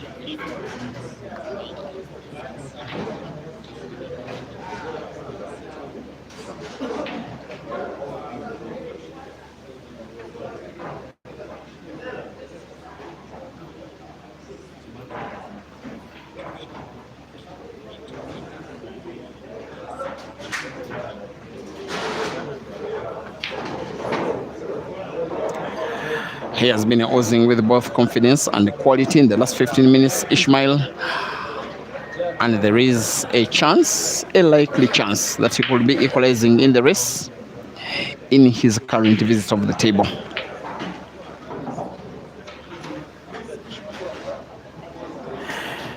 He raises up his hand a little bit, maybe recognizing he needed not just genius, but also luck in the shot he just executed. Of course, the yellow closest to the cue ball is portable to the corner pocket top left. Cue ball being drawn rightwards, like that. And now pass the yellow close to the white, in between two reds to the center pocket on the left. With the little top spin, should be winning the frame and winning it pretty now. That will be the difficult ball on the table for him to play and pot, and has made a light work of it. The South African is in business here. He may have lost yesterday. He may have lost in Kenya 2 years ago. He may have lost against the same player in Zambia again 2 years ago. This time round, he seems to be in business. He's a little disappointed in himself, but there is a clear way for him to recover. The white is so close to the yellow. He's not happy raising his head in disbelief, but I want to believe that yellow is portable to the corner pocket, bottom right of the screen. Just that cue ball is not natural for the last yellow. That is if he's to pot, and he knows that should he miss the opportunity, then Dog City will not hesitate to take the reds away. He pots, bounces the cue ball off one of the yellows and off one of the cushions, and there we are, still portable again. To the corner pocket is the yellow, the same corner pocket he has just spotted the previous. The cue ball naturally is played into the black, so the shot will have to be played with a little power to avoid excess movement of the black, to put it with ease, with the black having little distance from the white. I think he's played with a little too much power. The choice of recovery is winning the frame by banking black to the side pocket on the left, and it's in. Celebrates bigly. The celebration of the equalizing frame hits the table, fists it in joy, as Ishmael celebrates his equalizing frame for the very first time, like I said before, since the match started. The only time the score was level was when the match had not yet started, when the score was 0-0. As I speak, it is half time. Half of the frames played. Ishmael MTHETHWA 10 and Rashid WAGABA 10.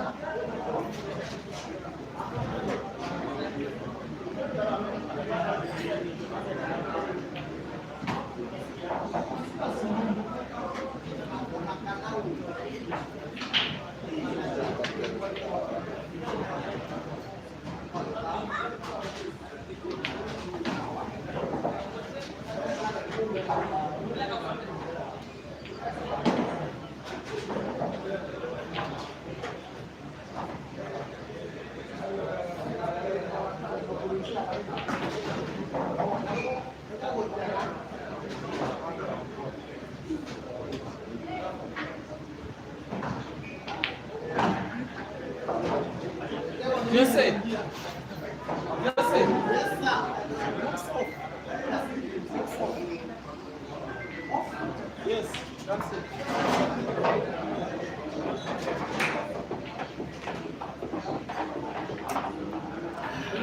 I love the response from Dog City.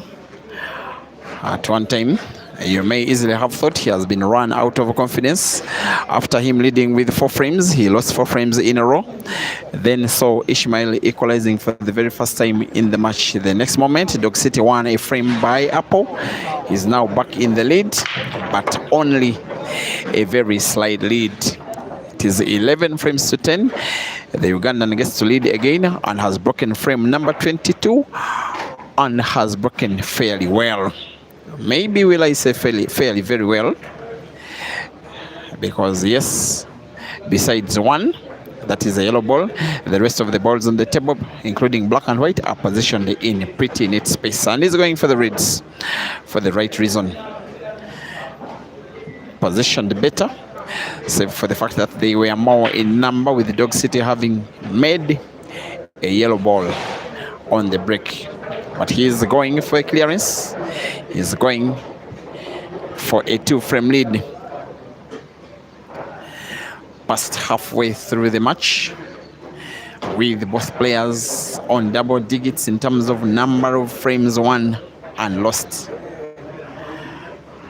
The Ugandan wants to gain back his groove, wants to regain a lead of more than 1 frame, wants to re-stamp his mark on the match by winning this frame and maybe another. Potts with a little backspin.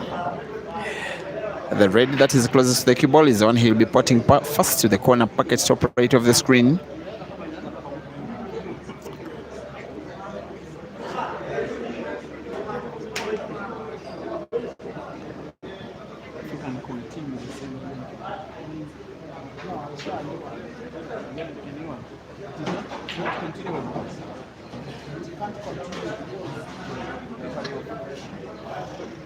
You see, this last one, that is another challenge. Even low on power, below 5%, the up can't work. So now I have to, Let's give it a few minutes. yeah. The month is still about 2 hours. I don't know why it is.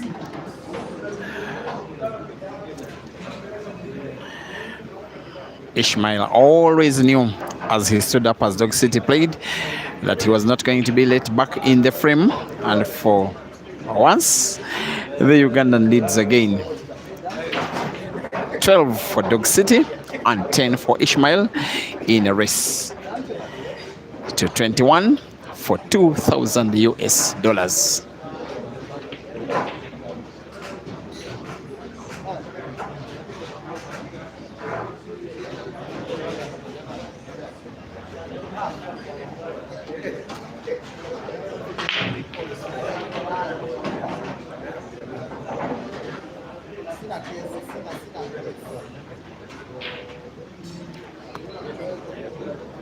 Sometimes these things just happen in matches, and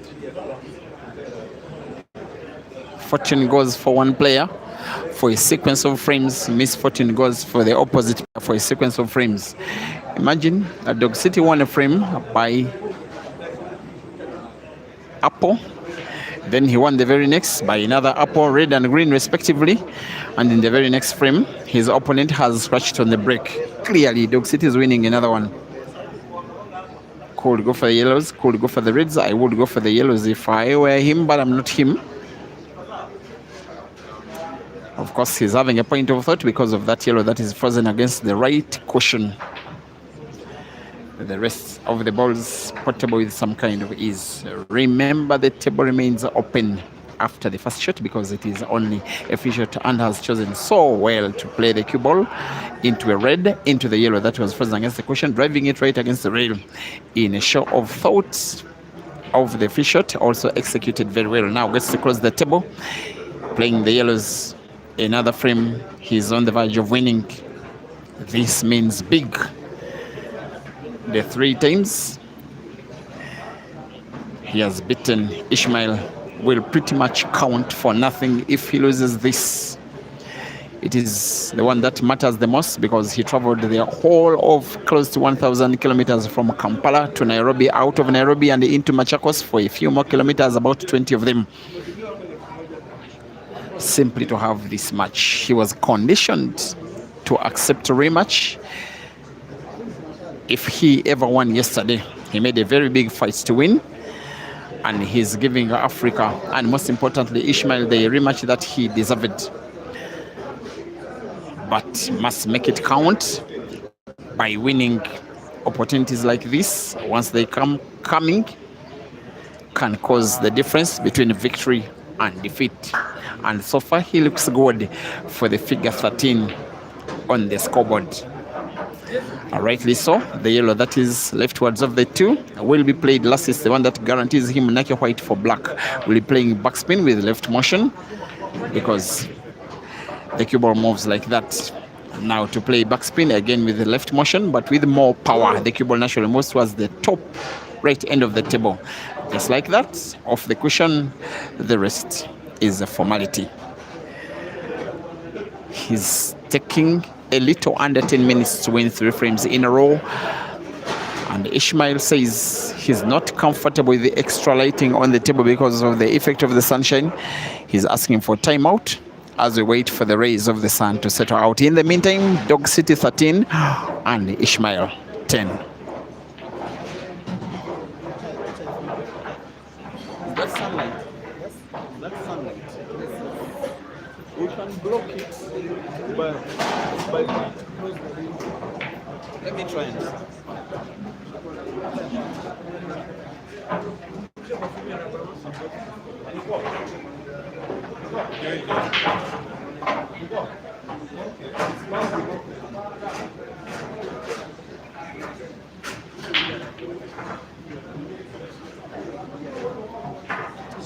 that light is bad.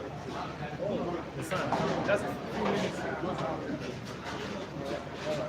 There's light all outside.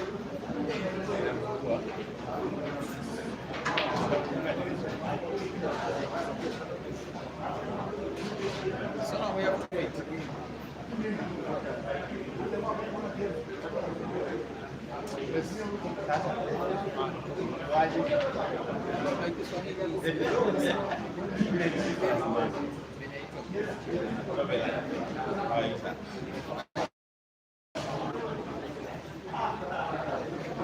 Things will change.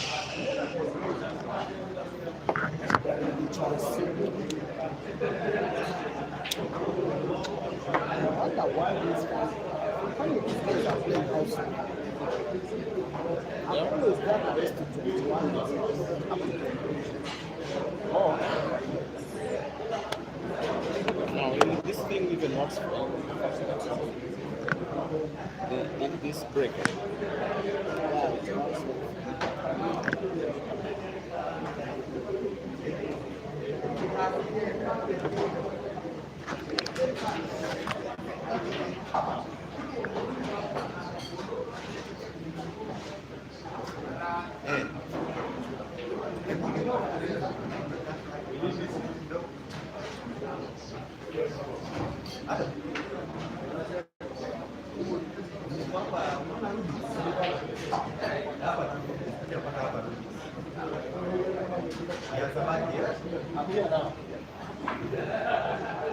How is Mr. Nicholas?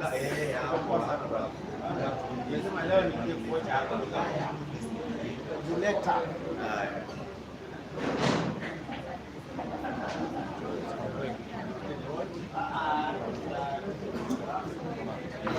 Tutangoja vile wanasema huko nje.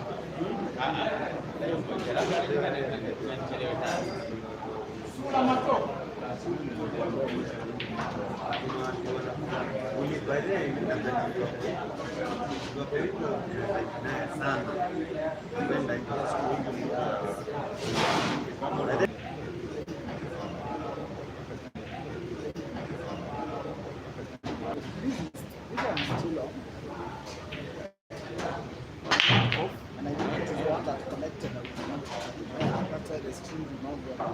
It got lost and then I had to switch on my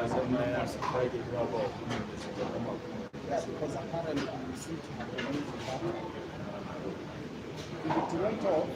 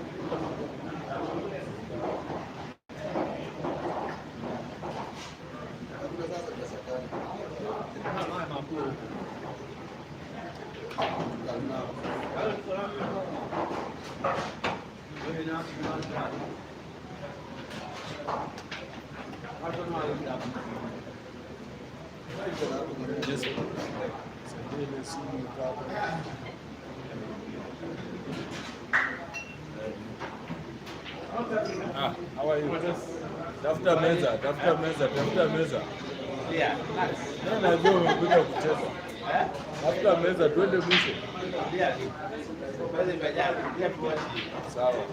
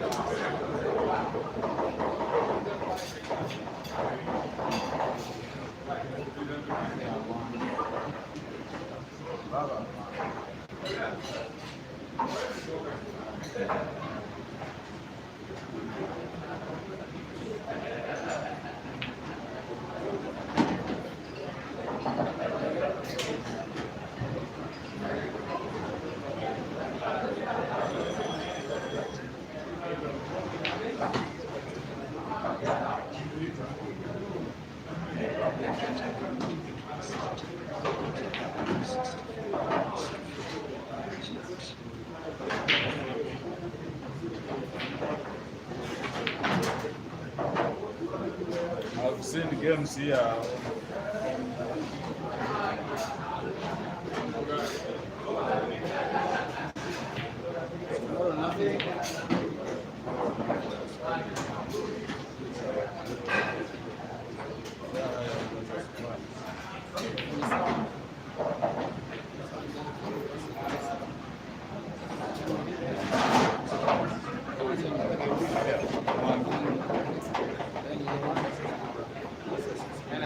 But this one I have changed.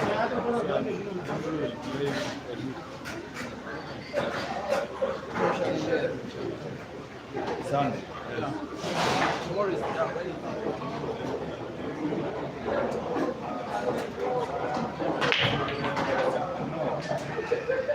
always busy. Yeah, in Jan, even you can't play if you want to play. They play when you go league, ask even soon.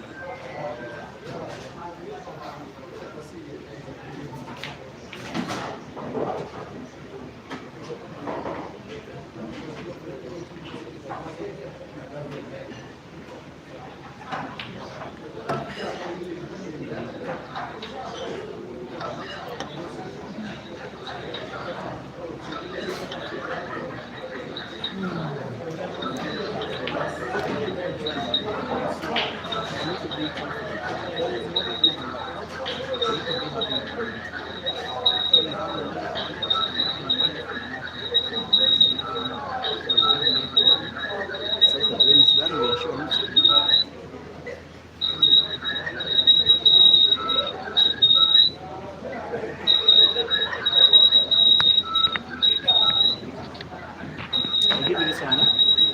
I'll give you this one.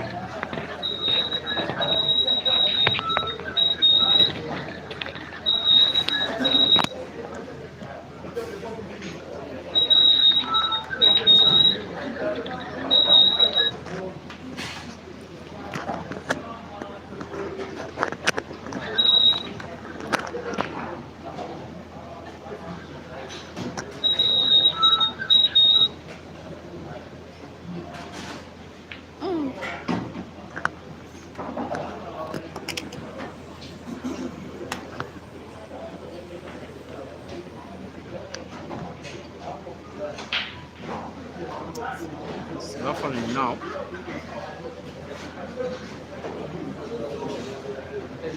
Hello?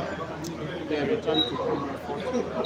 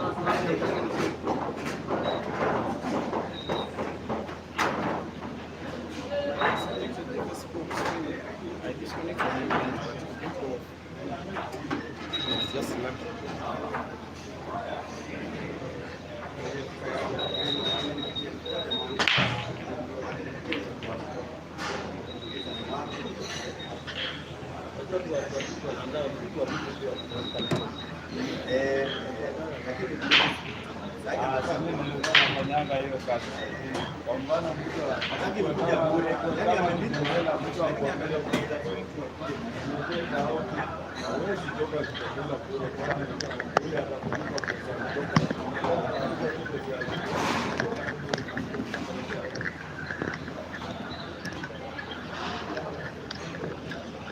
It's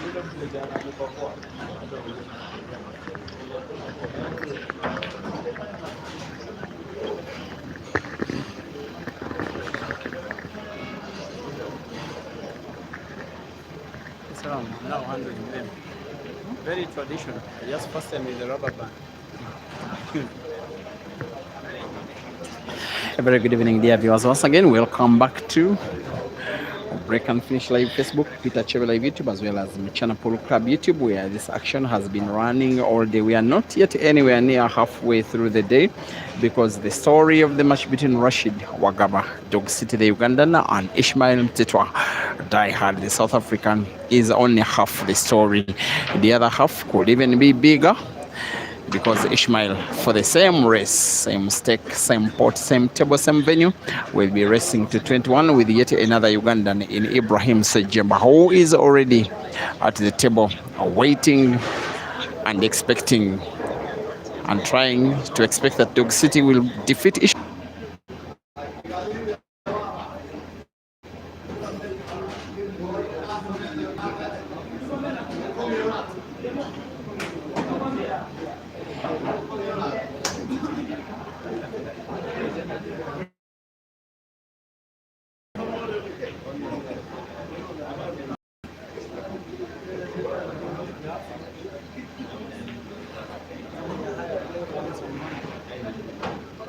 I think that's what you are not playing today in the game.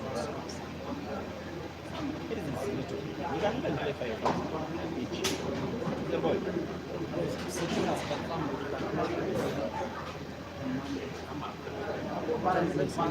Even if for little, just to get some action. It's here to learn.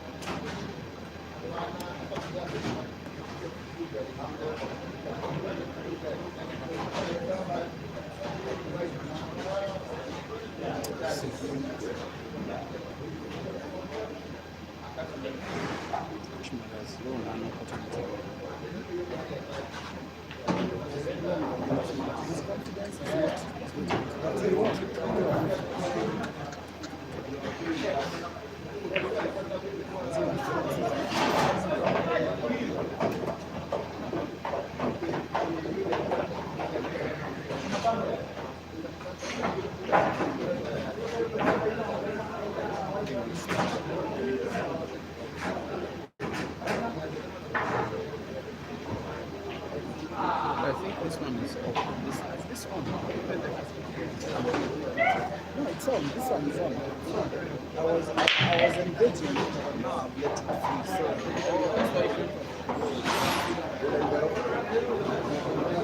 when I'm using the phone, realized it doesn't work well with the batsman.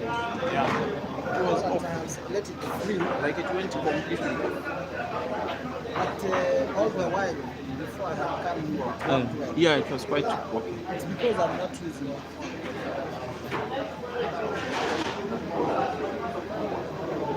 Now rest to 8. This one is going to take longer than expected. 17 minutes to And around 7:45.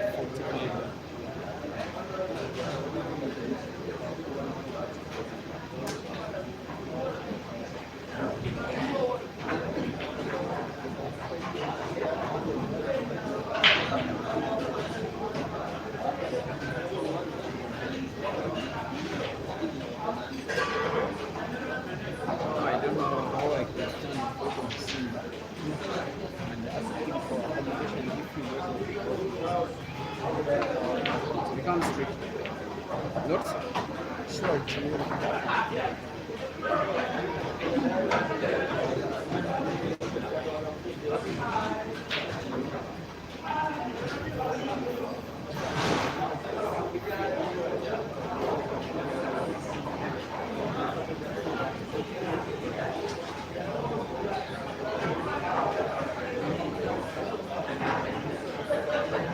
Now let me leave this one on my own network because it's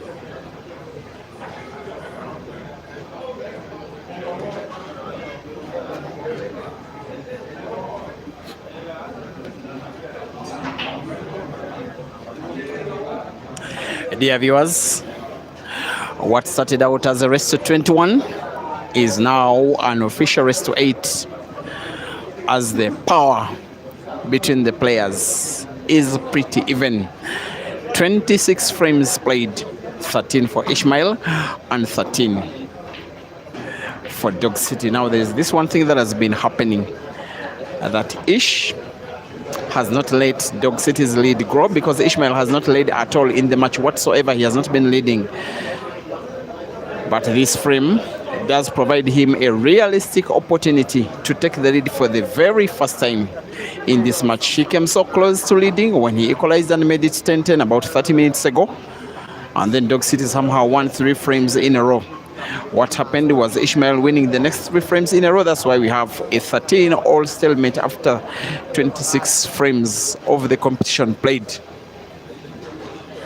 This is the opportunity for the South African to take a morale-boosting lead. Taking the lead boosts a lot of morale for both of the players, because you fight for the frame knowing that there is something that you are clinging to, that there is something realistic that you are fighting for. You have your lead, you don't want your opponent to take it away.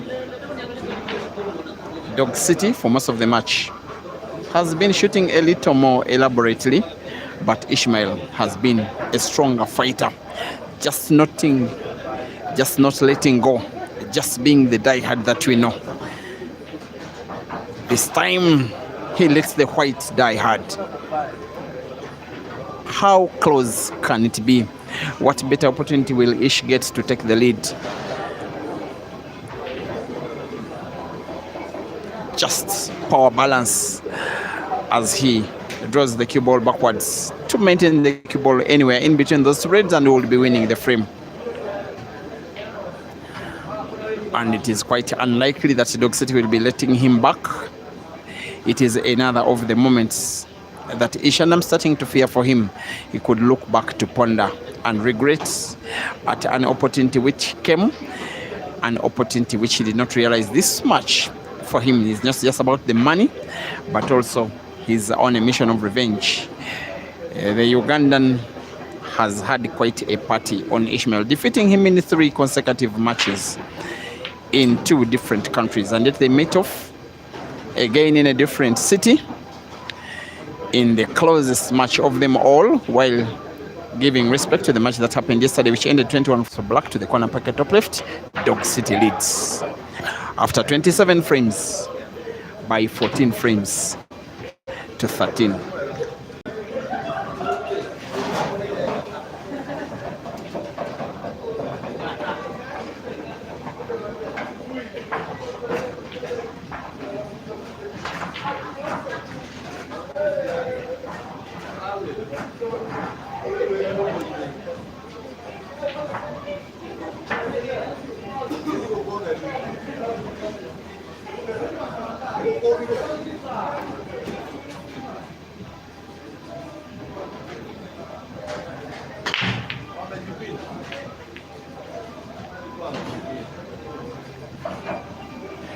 Is it another session of Dog City winning consecutive frames? He gets to break well. Makes one red ball on the break. You get a feeling that while the yellows are more in number, they are more likely to be finishable with one visit over the table. This is Dog City trying, I think, to record his fourth apple of the match. Getting to close the table, he is playing the yellows. 3 of them are positioned at the corner pockets, just nearby the corner pockets, top right, top left, sorry it is. And he will have to put all of them to that same corner pocket. Potting one, bouncing the cue ball off the cushion. Good shooting with which he leaves an angle between white and yellow such that if he puts, naturally the white ball bounces off the left cushion, then moves rightwards, just in position where he can put as well a third to the same corner pocket. The same exact skill needed, but for a different purpose. This time round, moving the cue ball towards the top end of the table, but putting to the corner pocket top left and having big bounce of the cue ball off the top cushion. And then it moves almost half of the distance bottomwards into a red. That will be okay. All the 3 yellows he has in sight, 2 of them he can pot with ease. Potting one may want to play the cue ball into the red just to stop the movement of the cue ball. Little steps that Dog City is making to regain a 2-frame lead, to regain the confidence, but most importantly get closer to the magic number 21, which is worth $2,000 US in hard and money. Pot with the top spin, bounce the cue ball off the bottom cushion, perhaps off 2 cushions. Now roll the cue ball into that last yellow on the table with as little power as possible, because once he does like that, the black can be portable to the diagonal corner pocket bottom right of the screen. If he does that, like widely expected he will be doing, then a 2-frame lead for the Ugandan will be an end result. By break and finish, Dog City wins frame number 28 and leads by 15 frames to 13.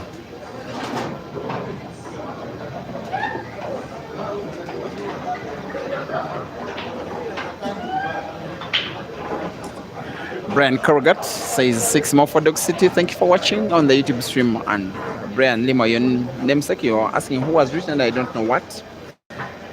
Karan Festo, you seem to be supporting the dog in the city, waving the fire emoji. Rafael Muzinyi, just when you think he will lead for the very first time and then he squanders. You couldn't have said it any better. When Ishmael squandered 2 frames and then got to the table and squandered the break. The break is dry. The yellows are positioned better, definitely better. What is not definite is his ability, Dog City, the incoming player, to put either of the 7 yellows on the pool table.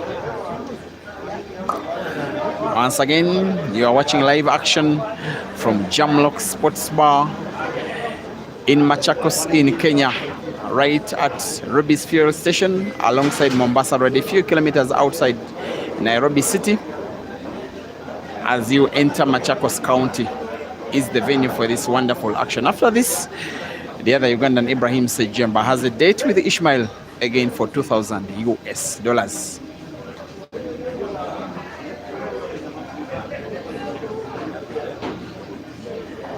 As Dog City is contemplating some kind of move, it was a necessary risk him going for the reds because of the fact that while the yellows were positioned better after Ish's break, none of them was portable, at least in a straight shot. That is why he went for the reds and is so far demonstrating a very good pattern of play. The 2 reds close to each other at the top end of the table are the ones that will give him some kind of difficulty, and is not happy with himself. Maybe the white ball needed a little bit of more movement. Maybe he wants to put those reds to either of the side pockets. He wants to be sure that the one which is right of the two can be potted to the corner pocket top left. That is why he's having this kind of queuing, have the cue ball bounce off the cushion just a little. He'll want to play it into that corner pocket top left with some kind of power. Bounce the cue ball off the right cushion and then maintain it in a position where he can pot the red close to it, I think to the side pocket on the left. He needs support, he needs to maintain power balance of the cue ball, he doesn't need to miss, and yet he has missed. Advantage, ISHMAEL. Written all over his face that I will die with you, Dog City. Especially the way he jumped out of his chair when Dog City missed, and has played a very necessary safety. What can Dog City do about this? Tempting shooting in which he can play a red he's looking at to the side pocket on the left, guide the cue ball somehow into the red that is touching the yellow, split it open, maybe cue ball off the top cushion and into the red close to the yellow. It needs to be on target, but also it needs surplus skill with which to guide the cue ball into the red or the yellow after bouncing off the top cushion. Perhaps it's exactly what he's trying to play. Off target, misses the red as well. Shot is ineffective.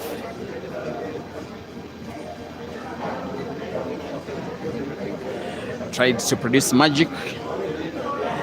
The magic was just not magical enough.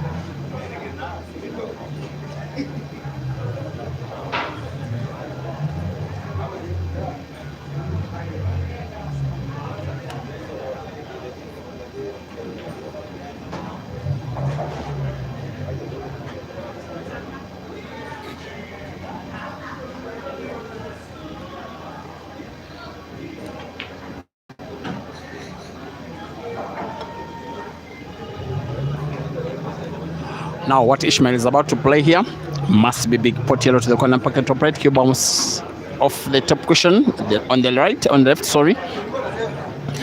I think it has been played well enough, but only with the effect that the yellow that is the topwards of the two, he has to pot it with the rail drive to the same corner pocket he has potted the previous, and then have cue ball bouncing off the top cushion to play it into the red or the yellow close to the red, to split the yellow open, the one that is touching the red. He wants to play defense instead. Maybe he's giving too much respect to Dog City. I don't know whether that kind.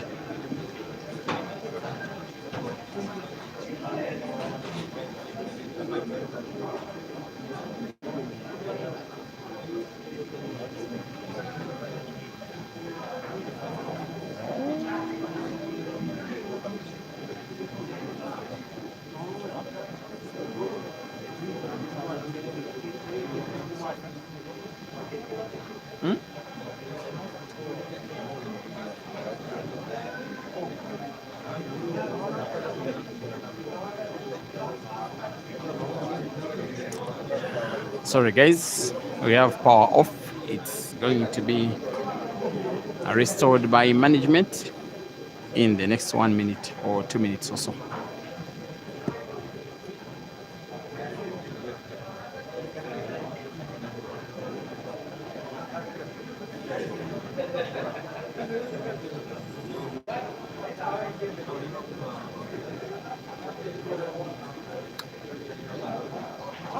we have to reset.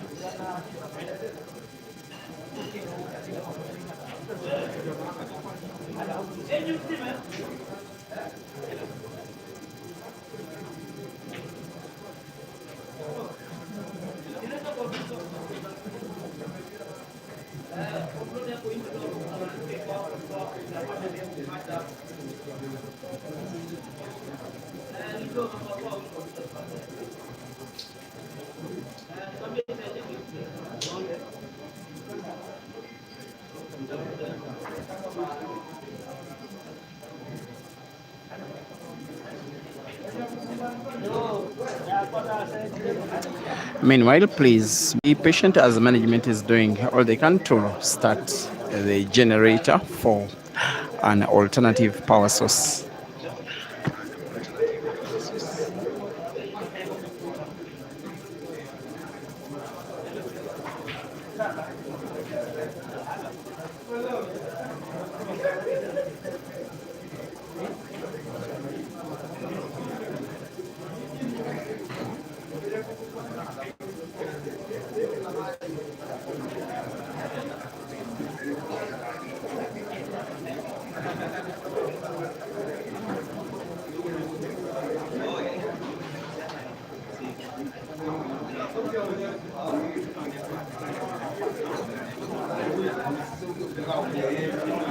The expectation is that in the next 1 or 2 minutes, been informed by management, the match shall be underway with power restored.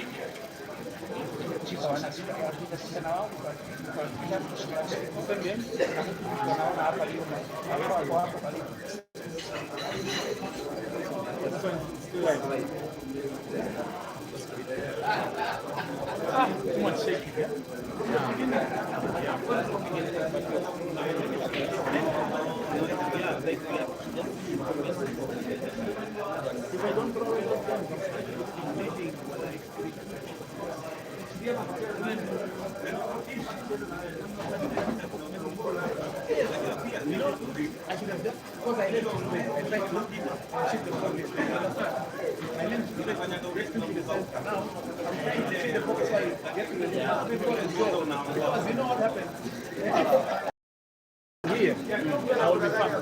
Because this one, if I put there, I'm kissing this ball. And this one, if I put there, so I have to go this side. Then this pocket is disturbing. Which one? This one? There's this one, then this one.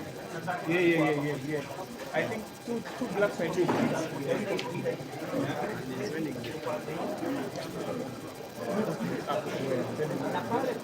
Yeah, if I make it 14-13 now, it doesn't fit.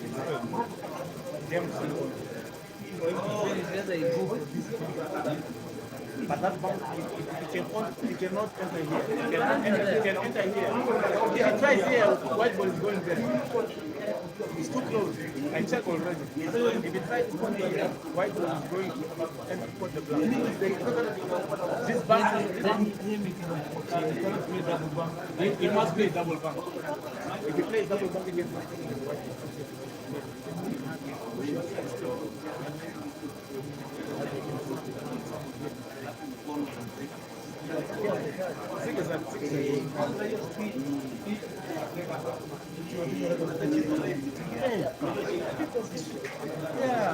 I don't know. I was not feeling this.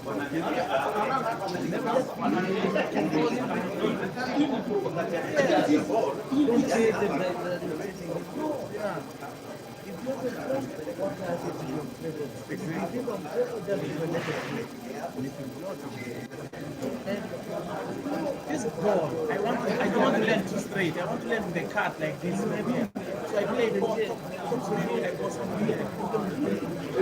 This one.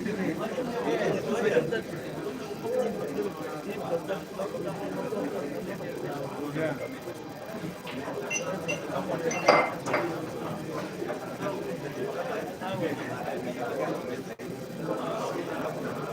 Even this from you play the best. You got to feel like this in your head. You got double.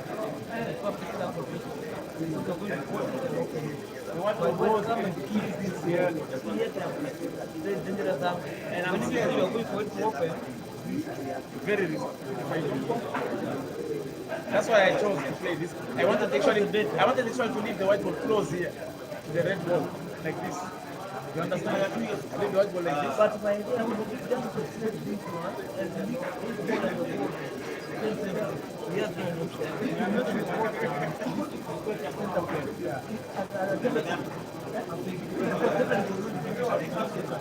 when you give this one to come and go for the ball.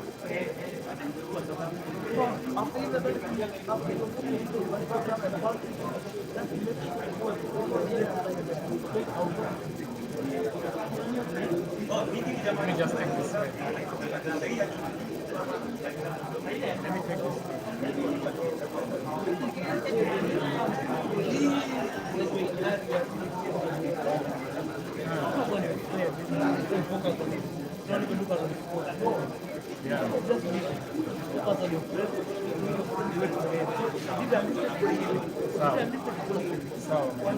When you collect fishes, you can see your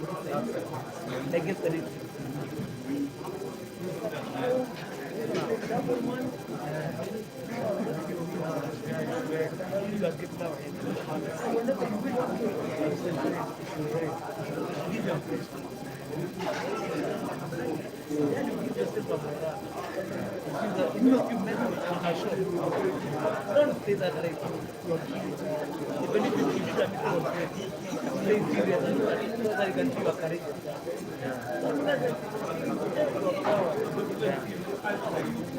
Relax. His aim is just to see the result. Yeah, let's go back down.